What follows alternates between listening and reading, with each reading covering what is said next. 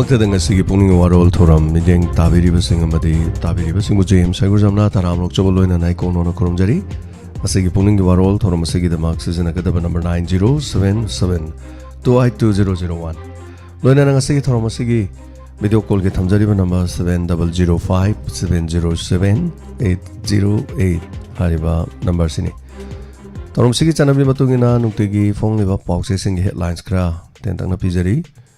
ꯉꯁꯤꯒꯤ ꯍꯦꯗꯂꯥꯏꯟꯁ ꯍꯨꯌꯦꯟ ꯂꯥꯟꯄꯥꯎ ꯃꯁꯤꯗꯒꯤ ꯁꯤꯇꯤꯡ 8 ꯂꯩꯒꯗꯕ ꯑꯦꯁꯦꯝꯕ꯭ꯂꯤ ꯃꯤꯐꯝ ꯍꯧꯔꯒꯅꯤ ꯗꯤꯄꯨꯇꯤ ꯁꯤಎಂ ꯌꯥꯎꯅ ꯑꯦꯝꯑꯦꯜꯑꯦ 10 ꯁꯔꯨꯛ ꯌꯥꯒꯗ꯭ꯔꯥ ꯌꯥꯎꯔꯣꯏꯗ꯭ꯔꯥ ꯈꯪꯗ꯭ꯔꯤ ꯀꯣꯀꯤ ꯂꯝꯍꯦꯟꯕꯁꯤꯡꯅ ꯁꯅꯥ ꯀꯩꯊꯦꯜꯒꯤ ꯈꯨꯟꯖꯥꯁꯤꯡ ꯇꯝꯅ ꯅꯣꯡꯃꯩ ꯀꯥꯞꯈ꯭ꯔꯦ ꯂꯣꯏꯅꯅ ꯃꯅꯤꯄꯨꯔꯒꯤ ꯍꯣꯜꯁꯤꯡꯗꯁꯨ ꯕꯨꯡ ꯎꯠꯄ ꯍꯧꯔꯦ ꯏꯔꯥꯡꯅ ꯁꯣꯜꯂꯕꯁꯤꯡ ꯌꯥꯎꯅ ꯅꯨꯄꯤꯁꯤꯡꯒꯤꯗꯃꯛ ꯕꯖꯦꯠꯇ ꯂꯨꯄꯥ ꯀ꯭ꯔꯣꯔ 450 ꯍꯥꯞꯂꯒꯅꯤ ꯍꯥꯏꯅ ꯆꯤꯐ ꯃꯤꯅꯤꯁꯇꯔꯅ ꯐꯣꯡꯗꯣꯛꯈ꯭ꯔꯦ ꯂꯣꯏꯅꯅ ꯗꯣꯛꯇꯔ LM ꯁꯤꯡ ꯃꯅꯤꯄꯨꯔꯒꯤ ꯃꯄꯥꯟꯗ ꯆꯠꯀꯗꯧꯔꯤ ꯍꯥꯏꯔꯤ ꯑꯃꯔꯣꯝꯗ ꯆꯥꯛꯊꯣꯡ ꯒ꯭ꯌꯥꯁꯀꯤ ꯃꯃꯜ ꯍꯦꯟꯒꯠꯄꯒꯤ ꯃꯥꯌꯣꯛꯇ ꯀꯣꯡꯒ꯭ꯔꯦꯁꯅ ꯄ꯭ꯔꯣꯇꯦꯁ ꯇꯧꯈ꯭ꯔꯦ ꯃꯥꯂꯦꯝꯒꯤ ꯅꯨꯄꯤꯁꯤꯡꯒꯤ ꯅꯨꯃꯤꯠꯇ ꯀꯣꯔꯀꯣꯝꯅ ꯅꯨꯄꯤꯁꯤꯡꯕꯨ ꯏꯀꯥꯏ ꯈꯨꯝꯅꯔꯛꯂꯤ ꯉꯁꯤꯗꯒꯤ ꯄꯥꯔꯂꯤꯌꯥꯃꯦꯟꯠꯀꯤ ꯕꯖꯦꯠ ꯁꯦꯁꯟ ꯑꯅꯤꯁꯨꯕ ꯁꯔꯨꯛ ꯍꯧꯔꯒꯅꯤ ꯂꯣꯛ ꯁꯚꯥꯒꯤ ꯁ꯭ꯄꯤꯀꯔ ꯑꯣꯝ ꯕꯤꯔꯂꯥꯒꯤ ꯂꯧꯊꯣꯛꯅꯅꯕ ꯊꯥꯡꯒꯠꯂꯛꯄ ꯃꯣꯁꯟ ꯈꯟꯅꯒꯗꯕꯅ ꯆꯔꯥꯡꯅꯕ ꯊꯣꯛꯀꯗꯧꯔꯤ ꯍꯥꯏꯔꯤ ꯂꯣꯏꯅꯅ ꯄꯣꯅꯐꯝ ꯄꯥꯎꯆꯦꯒꯤ ꯍꯦꯗꯂꯥꯏꯟꯁꯇ ꯃꯅꯤꯄꯨꯔꯒꯤ ꯅꯨꯄꯤꯁꯤꯡꯒꯤ ꯌꯥꯏꯐꯅꯕ ꯍꯟꯗꯛꯀꯤ ꯕꯖꯦꯠꯇ ꯂꯨꯄꯥ ꯀꯣꯇꯤ 450 ꯍꯥꯞꯂꯦ ꯅꯨꯄꯤ ꯂꯥꯛ 3.5 ꯀꯥꯟꯅꯕ ꯐꯪꯂꯒꯅꯤ ꯍꯥꯏꯅ ꯁꯤಎಂꯅ ꯐꯣꯡꯗꯣꯛꯈ꯭ꯔꯦ ꯂꯣꯏꯅꯅ ꯗꯣꯃꯦꯁꯇꯤꯛ LPG ꯁꯤꯂꯤꯟꯗꯔ ꯑꯃꯒꯤ ꯃꯃꯜ ꯂꯨꯄꯥ 60 ꯍꯦꯟꯒꯠꯈ꯭ꯔꯦ LPG ꯃꯃꯜ ꯍꯟꯊꯗ꯭ꯔꯕꯗꯤ ꯌꯨꯅꯤꯌꯟ ꯃꯤꯅꯤꯁꯇꯔ ꯐꯝ ꯊꯥꯗꯣꯛꯀꯅꯤ ꯍꯥꯏꯅ ꯃꯍꯤꯂꯥ ꯀꯣꯡꯒ꯭ꯔꯦꯁꯅ ꯐꯣꯡꯗꯣꯛꯂꯤ ꯏꯝꯐꯥꯜ ꯎꯈ꯭ꯔꯨꯜ ꯂꯝꯕꯤ ꯃꯇꯝ ꯀꯛꯇꯅ ꯊꯤꯡꯕꯒꯤ ꯈꯣꯡꯖꯪ ꯍꯧꯈ꯭ꯔꯦ ꯖꯦꯅꯤꯝꯁ A ꯕ꯭ꯂꯣꯛ ꯌꯥꯎꯅ ꯑꯅꯤꯗ ꯒ꯭ꯔꯦꯅꯦꯗ ꯊꯝꯂꯝꯂꯦ ꯍꯥꯏꯔꯤ ꯂꯣꯏꯅꯅ WY KG ꯑꯅꯤ खरे हेन मकोना नमियोय हुम फारे हरी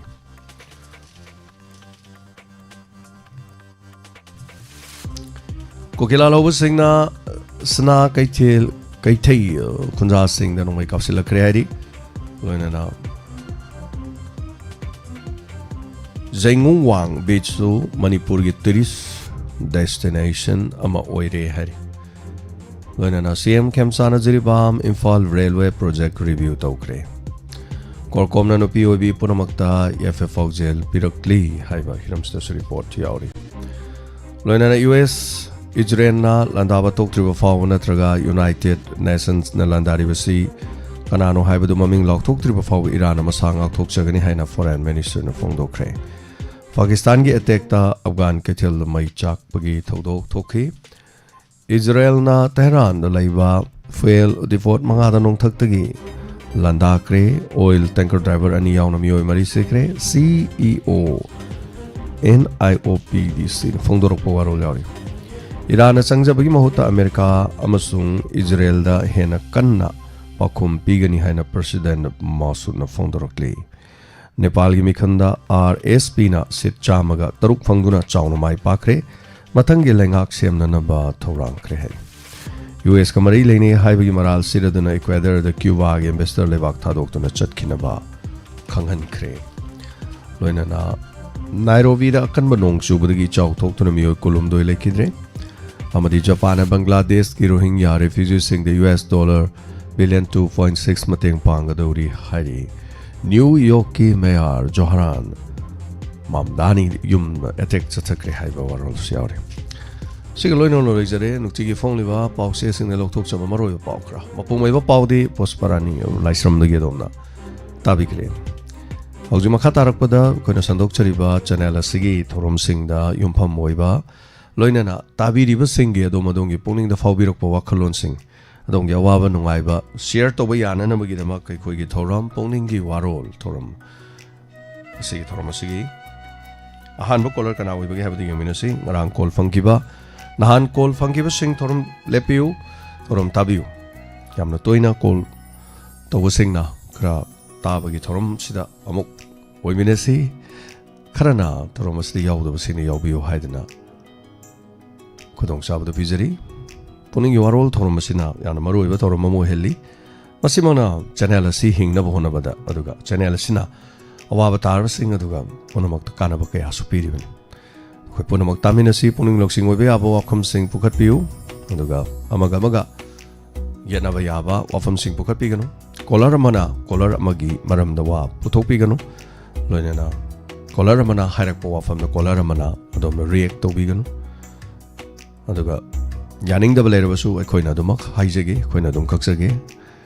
ꯑꯗ ꯉꯁꯤꯒꯤ ꯐꯥꯔꯁ ꯀꯣꯂꯔ ꯀꯅꯥꯅ ꯑꯣꯏ ꯍꯥꯏꯕꯗꯨ ꯌꯦꯡꯃꯤꯟꯅꯁꯤ ꯑꯍꯥꯟꯕ ꯀꯣꯂꯔꯁꯤ ꯈꯨꯗꯣꯡꯆꯥꯕ ꯄꯤꯖꯔꯤ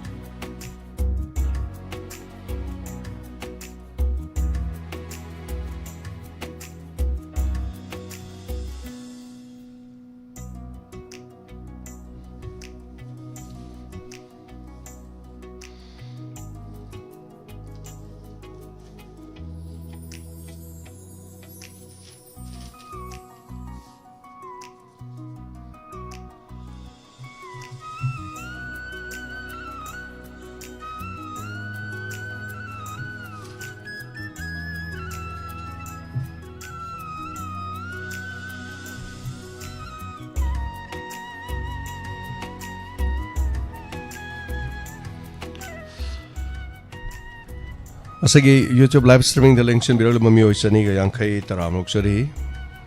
ꯂꯣꯏꯅꯅ ꯌꯨꯇ꯭ꯌꯨꯕ ꯈꯛꯇ ꯅꯠꯇꯅ ꯐꯦꯁꯕꯨꯛ ꯂꯥꯏꯚꯇ ꯂꯩꯁꯤꯟꯕꯤꯔꯤꯕ ꯄꯨꯝꯅꯃꯛꯄꯨꯁꯨ ꯇꯔꯥꯃꯨꯛ ꯆꯠꯔꯤ ꯄ꯭ꯂꯦꯠꯐꯣꯝ ꯅꯤꯄꯥꯟꯗ ꯂꯥꯟꯊꯣꯛꯆꯔꯤꯕ 90.0 ꯃꯦꯒꯥꯍꯔꯠꯁꯇ ꯂꯥꯟꯊꯣꯛꯆꯔꯤꯕ ꯋꯥꯍꯣꯡ radio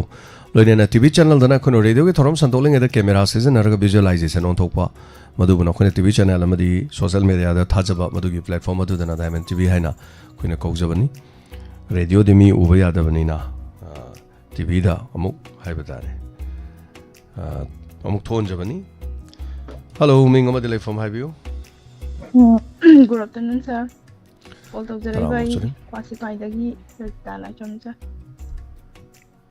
Tapi kari wafam having ba. Call to the Mokuya as he is a hand of color oiling and Tauraban. Sir, Anova, Puggy, home radio, Gianova program, Mahapsilak was a documenting I said, Harawayamna. Kaminasi, Taminasi, I have ꯀꯩꯅꯣꯗꯣ ꯌꯥꯝ ꯍꯔꯥꯎꯋꯦ ꯉꯔꯥꯡ ꯇꯥꯕꯗ ꯄꯨꯛꯅꯤꯡ ꯂꯧꯁꯤꯡꯁꯨ ꯑꯣꯏꯕ ꯀꯥꯟꯅꯔꯕ ꯄ꯭ꯔꯣꯒ꯭ꯔꯥꯝꯅꯤ ꯑꯗꯨ ꯍꯥꯞꯄꯤꯔꯛꯄꯗ ꯌꯥꯝ ꯍꯔꯥꯎꯖꯩ ꯌꯥꯝ ꯅꯨꯡꯉꯥꯏꯖꯩ ꯁꯥꯔ ꯑꯗꯨꯒ ꯑꯃꯅ ꯅꯨꯡꯉꯥꯏꯇꯕ ꯑꯣꯏꯗꯣꯔꯦ ꯏꯆꯦ ꯏꯕꯦꯝꯆꯥꯒꯤ ꯂꯩꯈꯤꯗꯕꯒꯤꯁꯨ ꯑꯗꯨꯛꯀꯤ ꯃꯇꯤꯛ ꯅꯨꯡꯉꯥꯏꯖꯗꯦ ꯈꯪꯗꯦ ꯑꯗꯣ ꯏꯁꯣꯔꯗ ꯇꯥꯏꯅꯔꯣꯏꯁꯤꯔꯥ ꯇꯥꯏꯅꯁꯤꯔꯥ ꯊꯋꯥꯏꯗꯤ ꯑꯗꯨꯛꯀꯤ ꯃꯇꯤꯛ ꯅꯨꯡꯉꯥꯏꯇꯦ ꯏꯁꯣꯔꯁꯤꯁꯨ ꯃꯤꯆꯪ ꯃꯤꯈꯥꯏ ꯅꯥꯏꯔꯕ꯭ꯔꯥ ꯈꯪꯗꯦ ꯁꯥꯔ ꯑꯋꯥꯕ ꯅꯨꯡꯉꯥꯏꯇꯕ ꯑꯋꯥꯕ ꯑꯗꯨꯒꯨꯝꯕ ꯃꯤꯁꯤꯡꯗꯗ ꯑꯁꯤꯒꯨꯝꯕ ꯀꯩꯅꯣꯁꯤ ꯇꯧꯕꯗꯧꯅ ꯇꯧꯋꯤ ꯈꯔ ꯄꯩꯁꯥ ꯄꯥꯏꯕ ꯏꯅꯥꯛ ꯈꯨꯟꯕ ꯂꯥꯌꯦꯡꯕ ꯉꯝꯖꯕ ꯃꯤꯗ ꯅꯥꯔ ꯍꯣꯏ ꯅꯥꯕꯨꯗꯤ ꯂꯣꯏ ꯅꯥꯍꯟꯅꯤꯡꯗꯦ ꯑꯗꯨ ꯑꯣꯏꯇꯥꯔꯒꯁꯨ ꯈꯤꯇꯪ ꯎꯄꯥꯏ ꯍꯥꯏꯕꯗꯣ ꯑꯣꯏꯒꯗꯧꯕꯗꯣ ꯃꯥꯗꯤ ꯎꯄꯥꯏꯁꯨ ꯂꯩꯖꯗꯕꯒ ꯅꯥꯔꯤꯕ ꯂꯥꯏꯅꯥꯗꯨꯒ ꯑꯗꯨꯛꯀꯤ ꯃꯇꯤꯛ ꯅꯨꯡꯉꯥꯏꯇꯦ ꯁꯤ ꯑꯗꯨꯒꯤ ꯊꯋꯥꯏꯅ ꯁꯥꯟꯇꯤ ꯑꯣꯏꯅ ꯂꯩꯕ ꯑꯣꯏꯔꯁꯅꯨꯅ ꯍꯥꯏꯖꯔꯤ ꯌꯥꯝ ꯄꯩꯁꯥ ꯑꯇꯩ ꯊꯣꯏꯗꯣꯛꯅꯕꯨꯗꯤ ꯍꯥꯏꯕ ꯍꯟꯅꯕ ꯂꯩꯖꯗꯦ ꯑꯗꯨꯝ ꯇꯧꯔꯛꯄꯅꯤ ꯁꯥꯔ ꯁꯤ ꯍꯥꯏꯔ ꯊꯝꯖꯔꯒꯦ ꯁꯥꯔ ꯊꯥꯒꯠꯆꯔꯤ ꯔꯟꯖꯤꯇꯥ ꯑꯩꯈꯣꯏꯁꯨ ꯌꯥꯝ ꯅꯨꯡꯉꯥꯏꯇꯦ ꯑꯩꯈꯣꯏꯒꯤ ꯃꯦꯝꯕꯔ ꯍꯥꯏꯇꯥꯔꯦ ꯑꯩꯈꯣꯏꯒꯤ ꯃꯦꯝꯕꯔ ꯑꯃꯁꯨ ꯑꯣꯏꯕ ꯑꯗꯨꯒ ꯃꯁꯥꯒꯤ ꯀꯦꯟꯁꯔꯒꯤ ꯑꯅꯥꯕꯅ ꯍꯥꯏꯇꯥꯔꯦ ꯇꯥꯏꯕꯪ ꯊꯥꯗꯣꯛꯇꯨꯅ ꯆꯠꯈ꯭ꯔꯦ ꯑꯗꯨꯕꯨ ꯉꯝꯖꯕ ꯑꯩꯈꯣꯏ ꯃꯌꯥꯝꯅ ꯃꯥꯒꯤ ꯌꯨꯝꯗ ꯆꯠꯇꯅ 50,000 ꯈꯛ ꯃꯇꯝꯗꯨꯗ ꯑꯩꯈꯣꯏꯅ ꯍꯣꯠꯅꯖꯗꯅ ꯇꯧꯈꯤ ꯃꯗꯨꯕꯨ ꯅꯨꯡꯉꯥꯏꯇꯦ ꯑꯩꯈꯣꯏꯒꯤ ꯃꯦꯝꯕꯔ ꯑꯃꯅꯤꯅ ꯑꯩꯈꯣꯏ ꯑꯃꯨꯛꯁꯨ ꯉꯝꯖꯕ ꯃꯍꯥꯛꯀꯤ ꯍꯩ ꯂꯩ ꯀꯠꯅꯅꯕ ꯈꯖꯤꯛꯇꯪ ꯍꯥꯏꯕ ꯇꯥꯔꯦ ꯑꯩꯈꯣꯏꯒꯤ ꯃꯥꯏꯀꯩꯗꯒꯤ ꯗꯣꯅꯔꯒꯤ ꯃꯥꯏꯀꯩꯗꯒꯤꯁꯨ ꯑꯩꯈꯣꯏꯅ ꯉꯝꯖꯕ ꯈꯤꯇꯪ ꯇꯧꯖꯒꯦꯅ ꯈꯟꯖꯔꯤ ꯌꯥꯝꯕ ꯌꯥꯝꯗꯕ ꯊꯦꯡꯛ ꯌꯨ ꯁꯣ ꯃꯆ ꯔꯟꯖꯤꯇꯥ ꯊꯧꯔꯝ ꯁꯔꯨꯛ ꯌꯥꯕꯤꯔꯛꯄꯁꯤꯒꯤꯗꯃꯛ ꯃꯊꯪꯒꯤ ꯀꯣꯂꯔꯗ ꯈꯨꯗꯣꯡꯆꯥꯕ ꯄꯤꯖꯔꯤ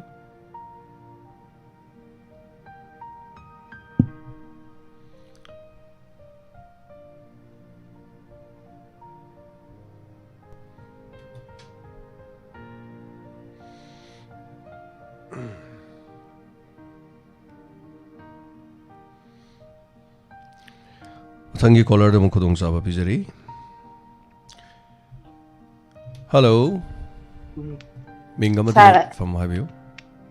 Kamong lagi kumuksam hema patin sa. Oh. Taram lok shari tapiu kariwa from Habining.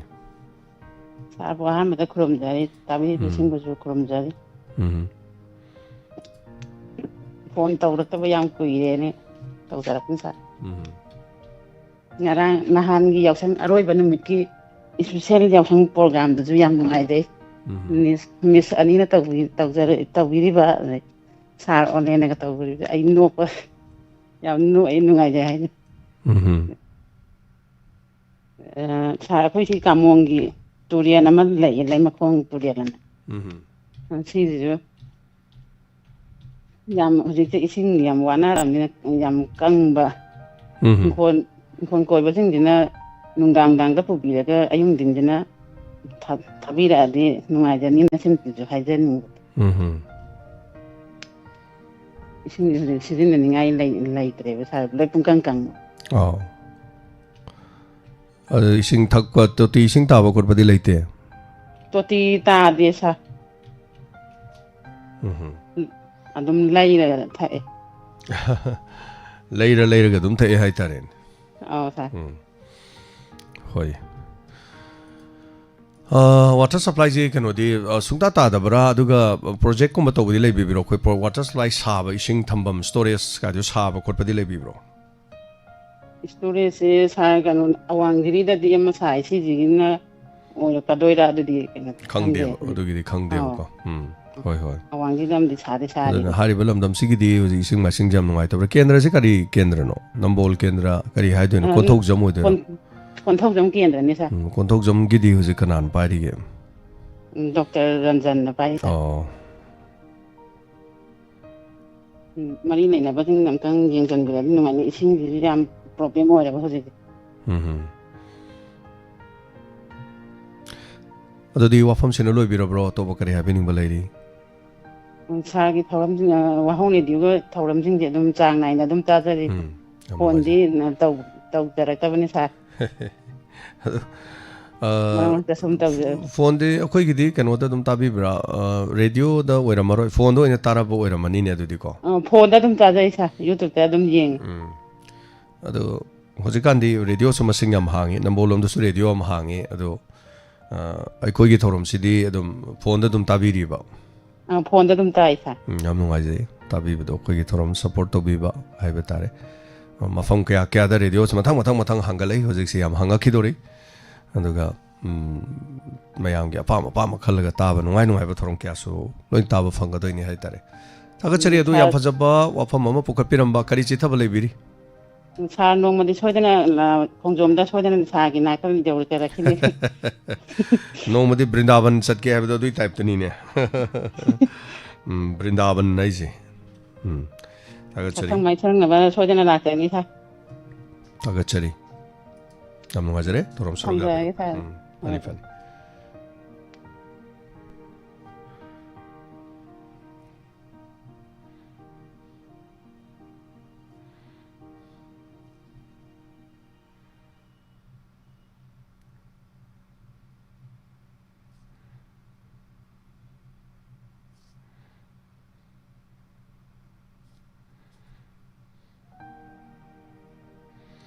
Call to view mathang from sida. Hello. Hello sir, yang lagi maniam kogje. Ai kanon ta haje ke tok jaba. Have you? Koi chenen de radio da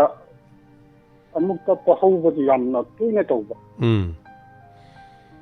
Sang ma da chem tha ba gi ken. Masi kitang sang am da tham ba se mase koi da awa ba hai ba du ore. Mase koi na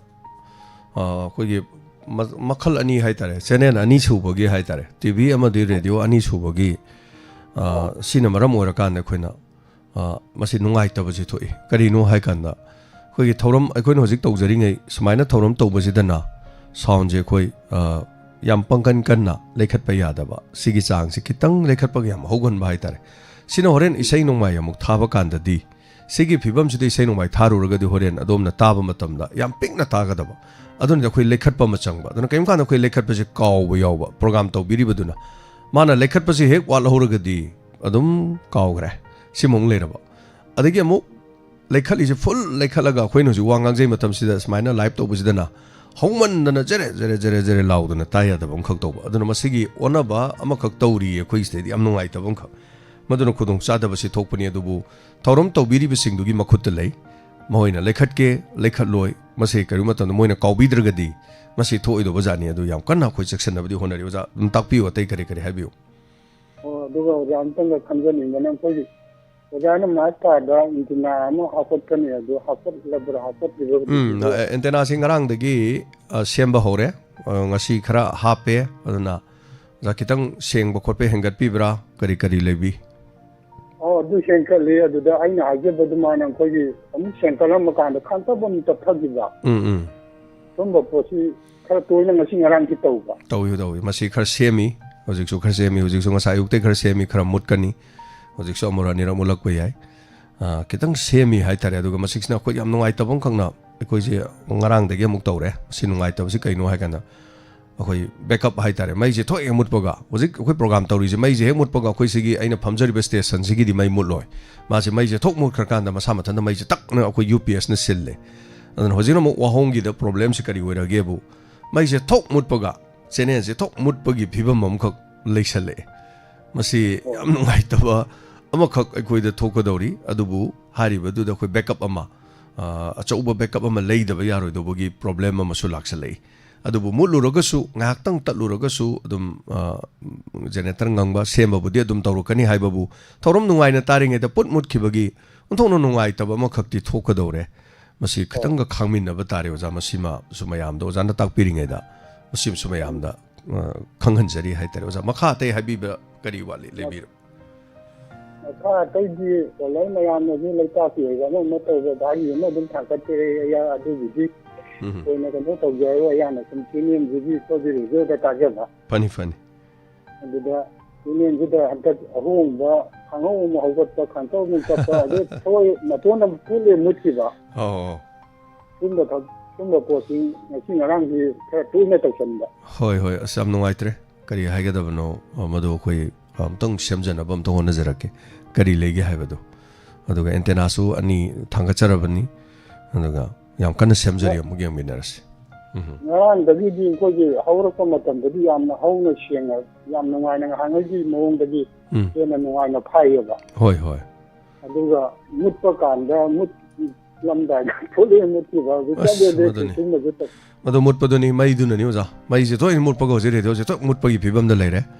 akhoi backup tu ya gidre hai tare aduna backup tu ya da bani na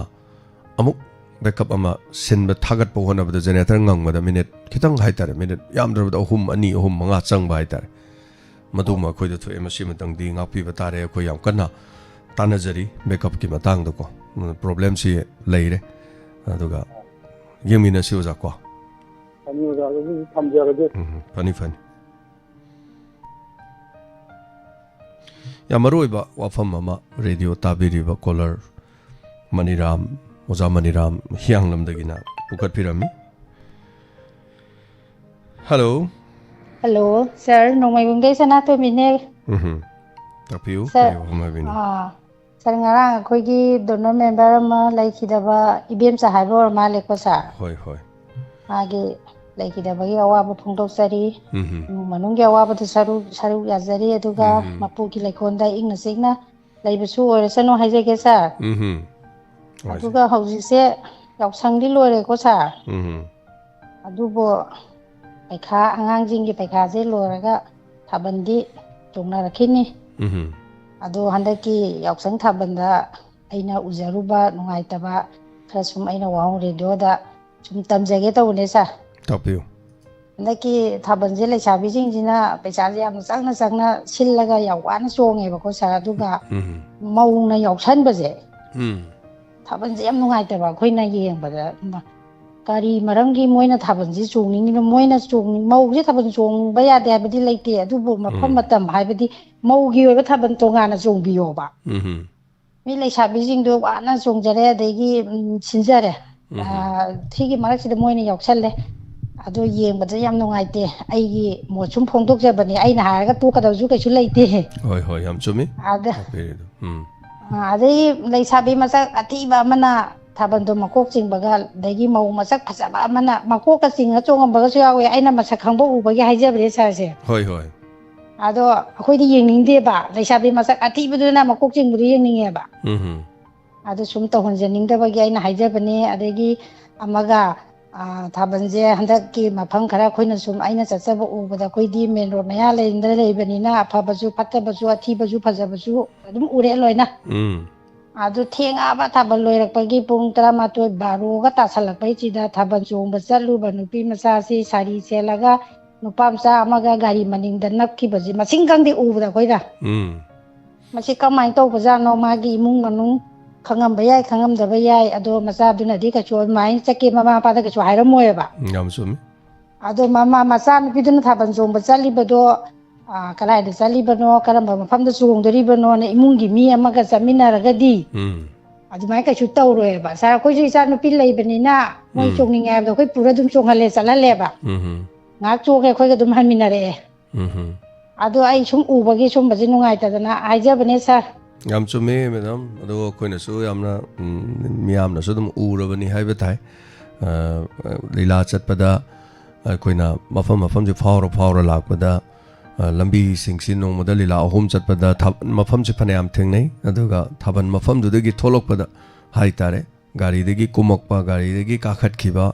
ꯑꯗꯒꯤ ꯃꯃꯥꯒ ꯃꯆꯥꯅꯨꯄꯤꯒ ꯂꯥꯛꯄ ꯀꯣ ꯑꯗꯨꯅ ꯇꯣꯄꯤꯛꯇꯨꯗ ꯍꯥꯏ ꯑꯩꯒ ꯆꯠꯃꯤꯟꯅꯔꯤꯕꯗꯣ ꯑꯩꯅ ꯍꯥꯏ ꯌꯦꯡꯉꯣ ꯃꯃꯥꯁꯤꯡꯁꯤꯅ ꯃꯆꯥꯁꯤꯡꯁꯦ ꯀꯌꯥꯝ ꯁꯦꯟꯅꯔꯤꯅꯣ ꯑꯗꯨꯕꯨ ꯃꯆꯥꯅꯨꯄꯥꯒ ꯃꯃꯥꯒꯗꯤ ꯊꯥꯕꯜ ꯆꯣꯡꯕꯁꯤ ꯆꯠꯃꯤꯟꯅꯗꯦ ꯃꯄꯥꯒꯁꯨ ꯆꯠꯃꯤꯟꯅꯗꯦ ꯑꯩꯒ ꯑꯣꯖꯥ ꯏꯕꯣꯌꯥꯏꯃꯒ ꯒꯥꯔꯤ ꯇꯣꯡꯉ ꯂꯥꯛꯄꯗ ꯑꯩꯅ ꯍꯥꯏ ꯑꯣꯖꯥ ꯏꯕꯣꯌꯥꯏꯃꯗ ꯑꯣꯖꯥ ꯌꯦꯡꯕꯤꯌꯨꯅꯦ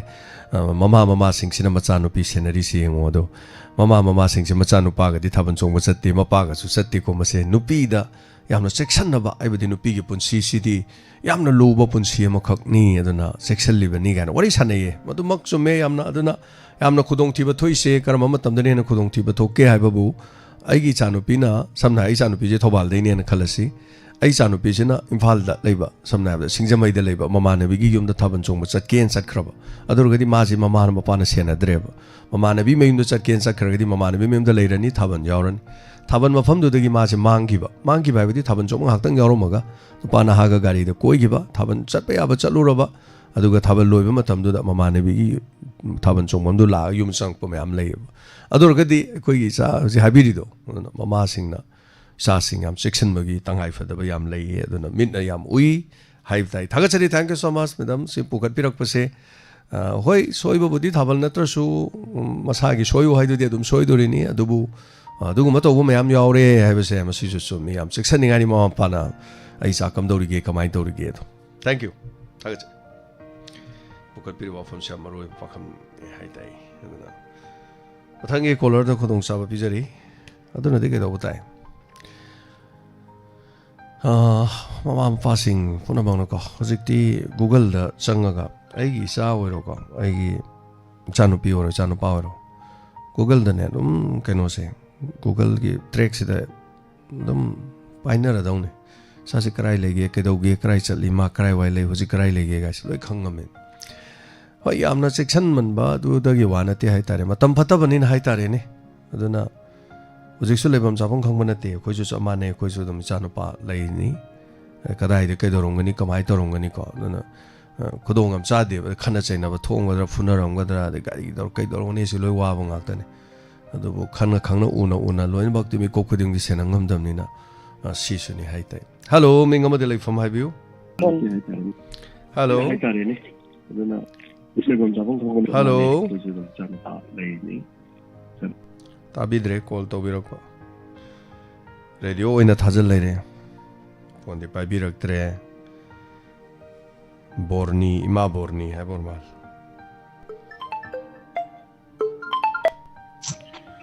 ꯍꯜꯂꯣ ꯍꯦꯜꯂꯣ ꯑꯣ ꯁꯥꯏꯇꯣꯟꯒꯤ ꯏꯃꯥ ꯕꯁꯟꯇꯤꯅꯤ ꯏꯕꯨꯡꯉꯣ ꯇꯥꯛꯄꯤꯌꯨꯅ ꯀꯩ ꯍꯥꯏꯕꯤꯅꯤꯡꯉꯤ ꯏꯃꯥꯅ ꯉꯁꯤ ꯃꯇꯝ ꯀꯨꯏꯔꯦ ꯏꯆꯥꯒ ꯋꯥꯔꯤ ꯁꯥꯟꯅꯗꯅꯕ ꯍꯥꯏꯅ ꯇꯧꯖꯔꯛꯄꯅꯤ ꯕꯁꯟꯇꯅ ꯂꯥꯛꯄꯁꯤꯗ ꯏꯆꯥꯒꯤꯁꯨ ꯕꯁꯟꯇ ꯔꯤꯇꯨ ꯂꯥꯛꯄꯁꯤꯗ ꯏꯆꯥꯒꯤ ꯄꯨꯟꯁꯤꯁꯨ ꯑꯅꯧꯕ ꯌꯦꯅꯤꯡ ꯐꯨꯜꯂꯣꯏꯅ ꯏꯃꯥꯅ ꯑꯁꯤꯔꯕꯥꯗ ꯇꯧꯖꯔꯤ ꯇꯥꯕꯤꯌꯨ ꯏꯁꯥꯒꯤ ꯆꯦꯅꯦꯜ ꯑꯗꯨꯝ ꯃꯊꯪ ꯃꯊꯪ ꯌꯦꯡ ꯏꯁꯥꯅ ꯂꯤꯂꯥ ꯆꯠꯄ ꯈꯣꯠꯄ ꯏꯁꯥꯒꯤ ꯄꯥꯔꯁꯣꯅꯦꯜ ꯕ꯭ꯂꯣꯛ ꯊꯥꯒꯠꯂꯛꯄ ꯈꯣꯠꯀꯠꯂꯛꯄ ꯏꯃꯥ ꯍꯣꯏꯁꯨ ꯌꯦꯡꯖꯩ ꯑꯗꯨꯝ ꯑꯗꯒꯤ ꯏꯁꯥꯒꯤ ꯄ꯭ꯔꯣꯒꯥꯝ ꯅꯣꯡꯃꯒꯤ ꯂꯦꯞꯇꯅ ꯁꯨꯝ ꯇꯥꯖꯔꯤ ꯑꯗꯨꯝ ꯃꯔꯛ ꯃꯔꯛꯇ ꯑꯗꯨꯝ ꯏꯆꯥꯒ ꯋꯥꯔꯤ ꯁꯥꯅꯤꯡꯅ ꯇꯧꯖꯤ ꯑꯗꯨꯝ ꯑꯇꯩꯗꯤ ꯀꯔꯤ ꯍꯥꯏꯅꯤ ꯍꯣꯏ ꯍꯣꯏ ꯎꯔꯤꯁꯤꯅꯤ ꯇꯥꯏꯕꯪꯄꯥꯟꯒꯤ ꯑꯋꯥ ꯅꯨꯡꯉꯥꯏ ꯃꯇꯝ ꯃꯇꯝꯅ ꯂꯥꯛꯄꯗ ꯑꯗꯨꯝ ꯁꯔꯨꯛ ꯌꯥꯃꯤꯟꯅꯕ ꯑꯋꯥ ꯑꯅꯥꯒꯤ ꯄꯥꯎ ꯑꯗꯨꯝ ꯇꯥꯖꯩ ꯏꯁꯥꯅ ꯇꯧꯕ ꯗꯣꯅꯔ ꯀꯩꯅꯣ ꯇꯧꯕ ꯆꯠꯄ ꯗꯣꯅꯦꯁꯟꯒꯤ ꯀꯔꯤꯒꯤ ꯆꯠꯄ ꯈꯣꯠꯄ ꯂꯣꯏꯅ ꯊꯥꯒꯠꯂꯛꯄ ꯄꯨꯝꯅꯃꯛ ꯂꯣꯏ ꯌꯦꯡꯖꯔꯤ ꯑꯩꯈꯣꯏ ꯇꯥꯖꯔꯤ ꯍꯣꯏ ꯍꯣꯏ ꯌꯥꯝ ꯅꯨꯡꯉꯥꯏꯖꯩ ꯇꯥꯕꯤꯌꯨ ꯃꯥꯒꯤ ꯑꯋꯥ ꯅꯨꯡꯉꯥꯏ ꯑꯁꯤꯗꯤ ꯅꯣꯡꯃꯅ ꯑꯩꯒꯤ ꯅꯣꯡꯃꯅ ꯃꯥꯒꯤ ꯊꯣꯛꯄ ꯅꯨꯡꯉꯥꯏꯕ ꯌꯥꯗꯕꯅꯤꯅ ꯑꯗꯨꯝ ꯊꯣꯛꯆꯜꯂꯛꯏꯗꯣ ꯁꯨꯃꯥꯏꯅ ꯁꯤꯗ꯭ꯔꯤꯃꯛꯇꯤ ꯑꯗꯨꯝ ꯂꯦꯟꯃꯤꯟꯅ ꯇꯥꯕꯅꯤ ꯀꯔꯤꯗꯤ ꯇꯧꯅꯤ ꯑꯩ ꯊꯥꯒꯠꯆꯔꯤ ꯃꯇꯝ ꯍꯣꯏ ꯍꯣꯏ ꯈꯨꯗꯤꯡꯃꯛꯇ ꯏꯁꯣꯔꯗ ꯑꯩꯈꯣꯏꯅ ꯍꯥꯏꯖꯒꯗꯕ ꯅꯥꯕꯤꯗꯕ ꯌꯦꯛꯄꯤꯗꯕ ꯑꯋꯥ ꯑꯅꯥ ꯇꯥꯕꯤꯗꯕ ꯑꯁꯤ ꯍꯥꯏꯖꯕ ꯅꯠꯇꯅ ꯑꯇꯩ ꯀꯔꯤꯝꯇ ꯎꯄꯥꯏ ꯂꯩꯇꯦ ꯑꯩꯈꯣꯏꯒꯤ ꯃꯇꯝ ꯈꯨꯗꯤꯡꯃꯛꯇ ꯑꯩꯈꯣই ꯄꯨꯝꯅꯃꯛ ꯑꯋꯥ ꯇꯥꯕꯤꯗꯅ ꯅꯨꯡꯉꯥꯏꯅ ꯍꯤꯡꯃꯤꯟꯅꯁꯤ ꯍꯥꯏꯅ ꯏꯃꯥꯅ ꯁꯤ ꯍꯥꯏꯖꯔ ꯊꯝꯖꯔꯒꯦ ꯊꯥꯒꯠꯆꯔꯤ ꯊꯥꯒꯠꯆꯔꯤ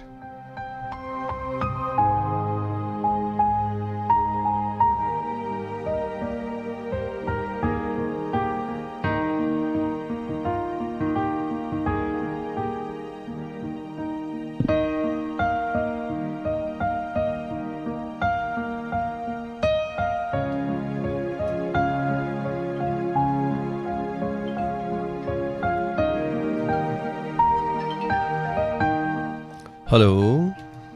ꯍꯜꯂꯣ ꯍꯜꯂꯣ ꯁꯥꯔ ꯐꯣꯟ ꯇꯧꯖꯔꯛꯏꯕ ꯑꯩ ꯀꯥꯏꯔꯦꯝꯕꯤꯈꯣꯛꯇꯒꯤ ꯁꯟꯙ꯭ꯌꯥꯔꯥꯅꯤ ꯇꯥꯛꯄꯤꯌꯨ ꯐꯣꯟ ꯇꯧꯗꯕꯁꯨ ꯀꯨꯏꯔꯦꯅ ꯁꯨꯝ ꯇꯧꯖꯔꯛꯏꯅꯤ ꯁꯥꯔꯒꯤ ꯆꯦꯅꯦꯜ ꯑꯗꯨꯝ ꯑꯩꯈꯣꯏ ꯇꯥꯖꯔꯤ ꯌꯥꯝ ꯅꯨꯡꯉꯥꯏꯌꯦ ꯁꯥꯔ ꯑꯣꯂꯦꯜ ꯍꯣꯏ ꯑꯗꯨꯒ ꯃꯤꯁ ꯄꯨꯁꯄꯥꯔꯥꯅꯤ ꯃꯤꯁ ꯅꯤꯔꯃꯂꯥ ꯃꯣꯏꯅ ꯌꯥꯎꯁꯪꯒꯤ 5ꯅꯤ ꯆꯟꯕꯒꯤꯒ ꯇꯧꯕ ꯌꯥꯝ ꯅꯨꯡꯉꯥꯏꯌꯦꯅ ꯁꯨꯝ ꯇꯝꯖꯔꯛꯏꯅꯦ ꯁꯥꯔ ꯑꯗꯨꯒ ꯁꯥꯔꯒꯤꯁꯨ ꯑꯩꯈꯣꯏ ꯂꯤꯂꯥ ꯆꯠꯄꯒꯤ ꯀꯩꯀꯩ ꯁꯨꯝ ꯎꯠꯄ ꯀꯥꯏꯗꯣ ꯑꯗꯨꯝ ꯂꯣꯏ ꯇꯥꯖꯔꯤ ꯁꯥꯔ ꯑꯗꯨꯒ ꯂꯥꯏꯐꯇ ꯂꯩꯕꯤꯔꯤꯕ ꯏꯃꯥ ꯏꯕꯦꯟ ꯃꯌꯥꯝ ꯑꯗꯨꯒ ꯏꯆꯤꯜ ꯏꯅꯥꯎ ꯃꯌꯥꯝ ꯄꯨꯝꯅꯃꯛꯄꯨꯁꯨ ꯈꯨꯔꯨꯝꯖꯔꯤ ꯁꯥꯔꯕꯨꯁꯨ ꯏꯀꯥꯏ ꯈꯨꯝꯅꯕ ꯎꯠꯆꯔꯤ ꯁꯥꯔ ꯌꯥꯝ ꯅꯨꯡꯉꯥꯏꯌꯦ ꯑꯩꯈꯣꯏ ꯁꯨꯝ ꯂꯥꯏꯐꯀ ꯌꯥꯎꯕ ꯍꯩꯖꯕꯁꯦ ꯌꯥꯝ ꯅꯨꯡꯉꯥꯏꯖꯕꯀꯣ ꯑꯗꯨꯒ ꯑꯩꯈꯣꯏꯒꯤ ꯏꯃꯥ ꯏꯕꯦꯟ ꯃꯌꯥꯝꯁꯤꯅꯒ ꯁꯨꯝ ꯇꯔꯥꯝꯅꯒ ꯑꯣꯛꯄꯤꯔꯛꯄꯗꯣ ꯌꯥꯝꯅ ꯅꯨꯡꯉꯥꯏꯖꯕ ꯑꯃꯁꯨ ꯐꯥꯎꯋꯦ ꯌꯥꯝ ꯅꯨꯡꯉꯥꯏꯌꯦ ꯑꯗꯨꯒ ꯅꯍꯥꯟ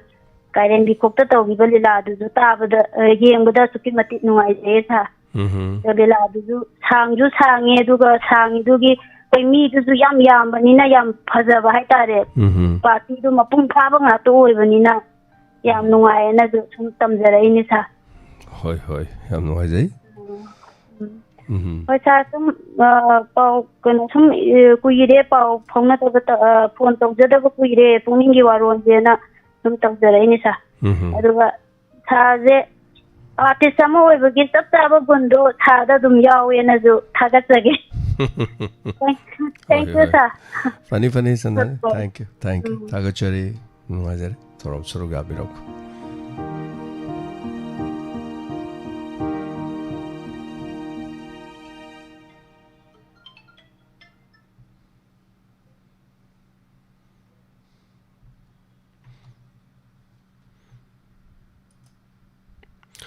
ꯃꯊꯪꯒꯤ ꯀꯣꯂꯔꯗ ꯈꯨꯗꯣꯡꯆꯥꯕ ꯄꯤꯖꯔꯤ ꯀꯣꯜ ꯑꯃꯗꯤ ꯂꯥꯛꯄꯤꯔꯝꯃꯤ ꯑꯗꯨꯕꯨ ꯊꯝꯈ꯭ꯔꯦ ꯀꯣꯜ 2 ꯃꯤꯁ ꯑꯣꯏꯈꯤ ꯉꯁꯤ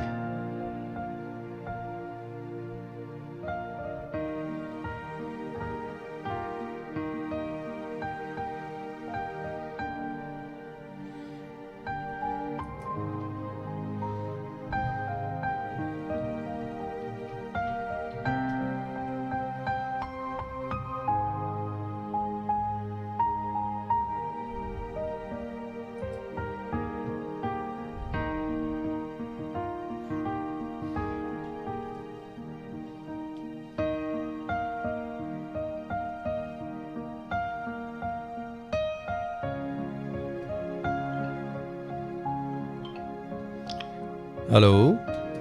Hello. Hello. Hello. Hello. Good afternoon, sir. Minga Leifong Habiu. Sir, I Chandra. Kari Haiba Mingo. Chanendo, I view. Mingo Mutanga Habiu. I Chandra Mibim Chinese are Mutum people. Oh. I do it on Pim the Pahendra. Labuk telephone for you, sir. Oh. Hello. Sir. Oh, Takpiu. Ming Habiu. Sir, I Mutum people the gate for Tomborni. Oh, Takpiu. Oh, I saw the Saragi program, they looked at the Ibuko. They damn tongue deep on Togagena. Togjarakone, Saragi program could demonstrate the documented coming loxing over the way there. I do not Sarina, but I'm Bonamaka over the in Hena Takot boy be you. In Hena Mayangi. A Fava can always be you, and I hijack and Togjarakon. No, I say. Akoya, who's here? Canada. Why? Oh, Kari, Tumin Lay Tokre, Kari Dore. Hello, Habiu. Lohon Puri Habro. Lohon Puri Habro can hide that. Oh, Takoi Canada. Habiu. Lahon Poiba, Wahen Kuman, Shok the Lahon Poiba Tapa. Oh. Poi me am done in Nari. Oh. Tagalwai hijack and upon Tagamisa. Radio Su Tabro. Oh, radio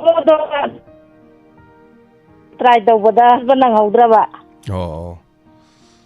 Sukai, I am Tabok Sukana to Viva, I'm no I say, I'm no I. Oh, Samjara Funny, Tobing Hang, sooner Torom Tabiraga Yobiro Patagacheri. Thank you so much.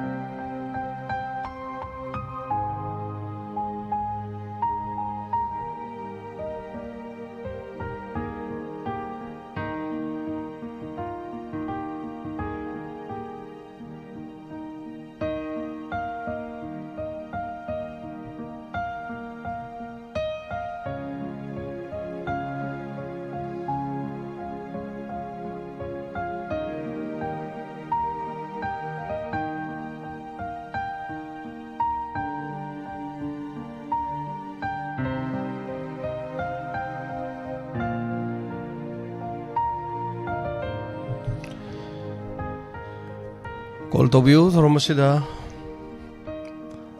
Call Fang Odaba on the happening basing, from the opening basing, Kotong Sabs.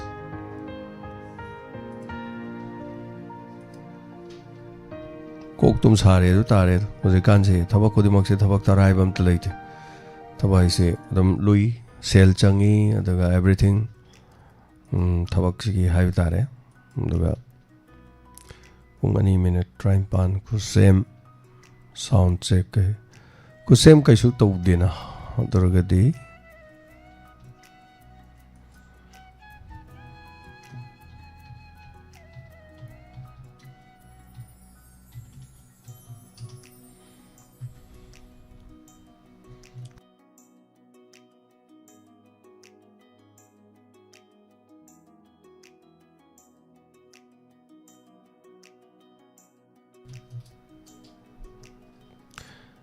Sanduk Sariba from 90.0 megahertz the Lanthok Chabo Hong Radio ke thoram da makata ba call. Hello. Hello. Mingalai from Habiu. Kawagi mabukai nane.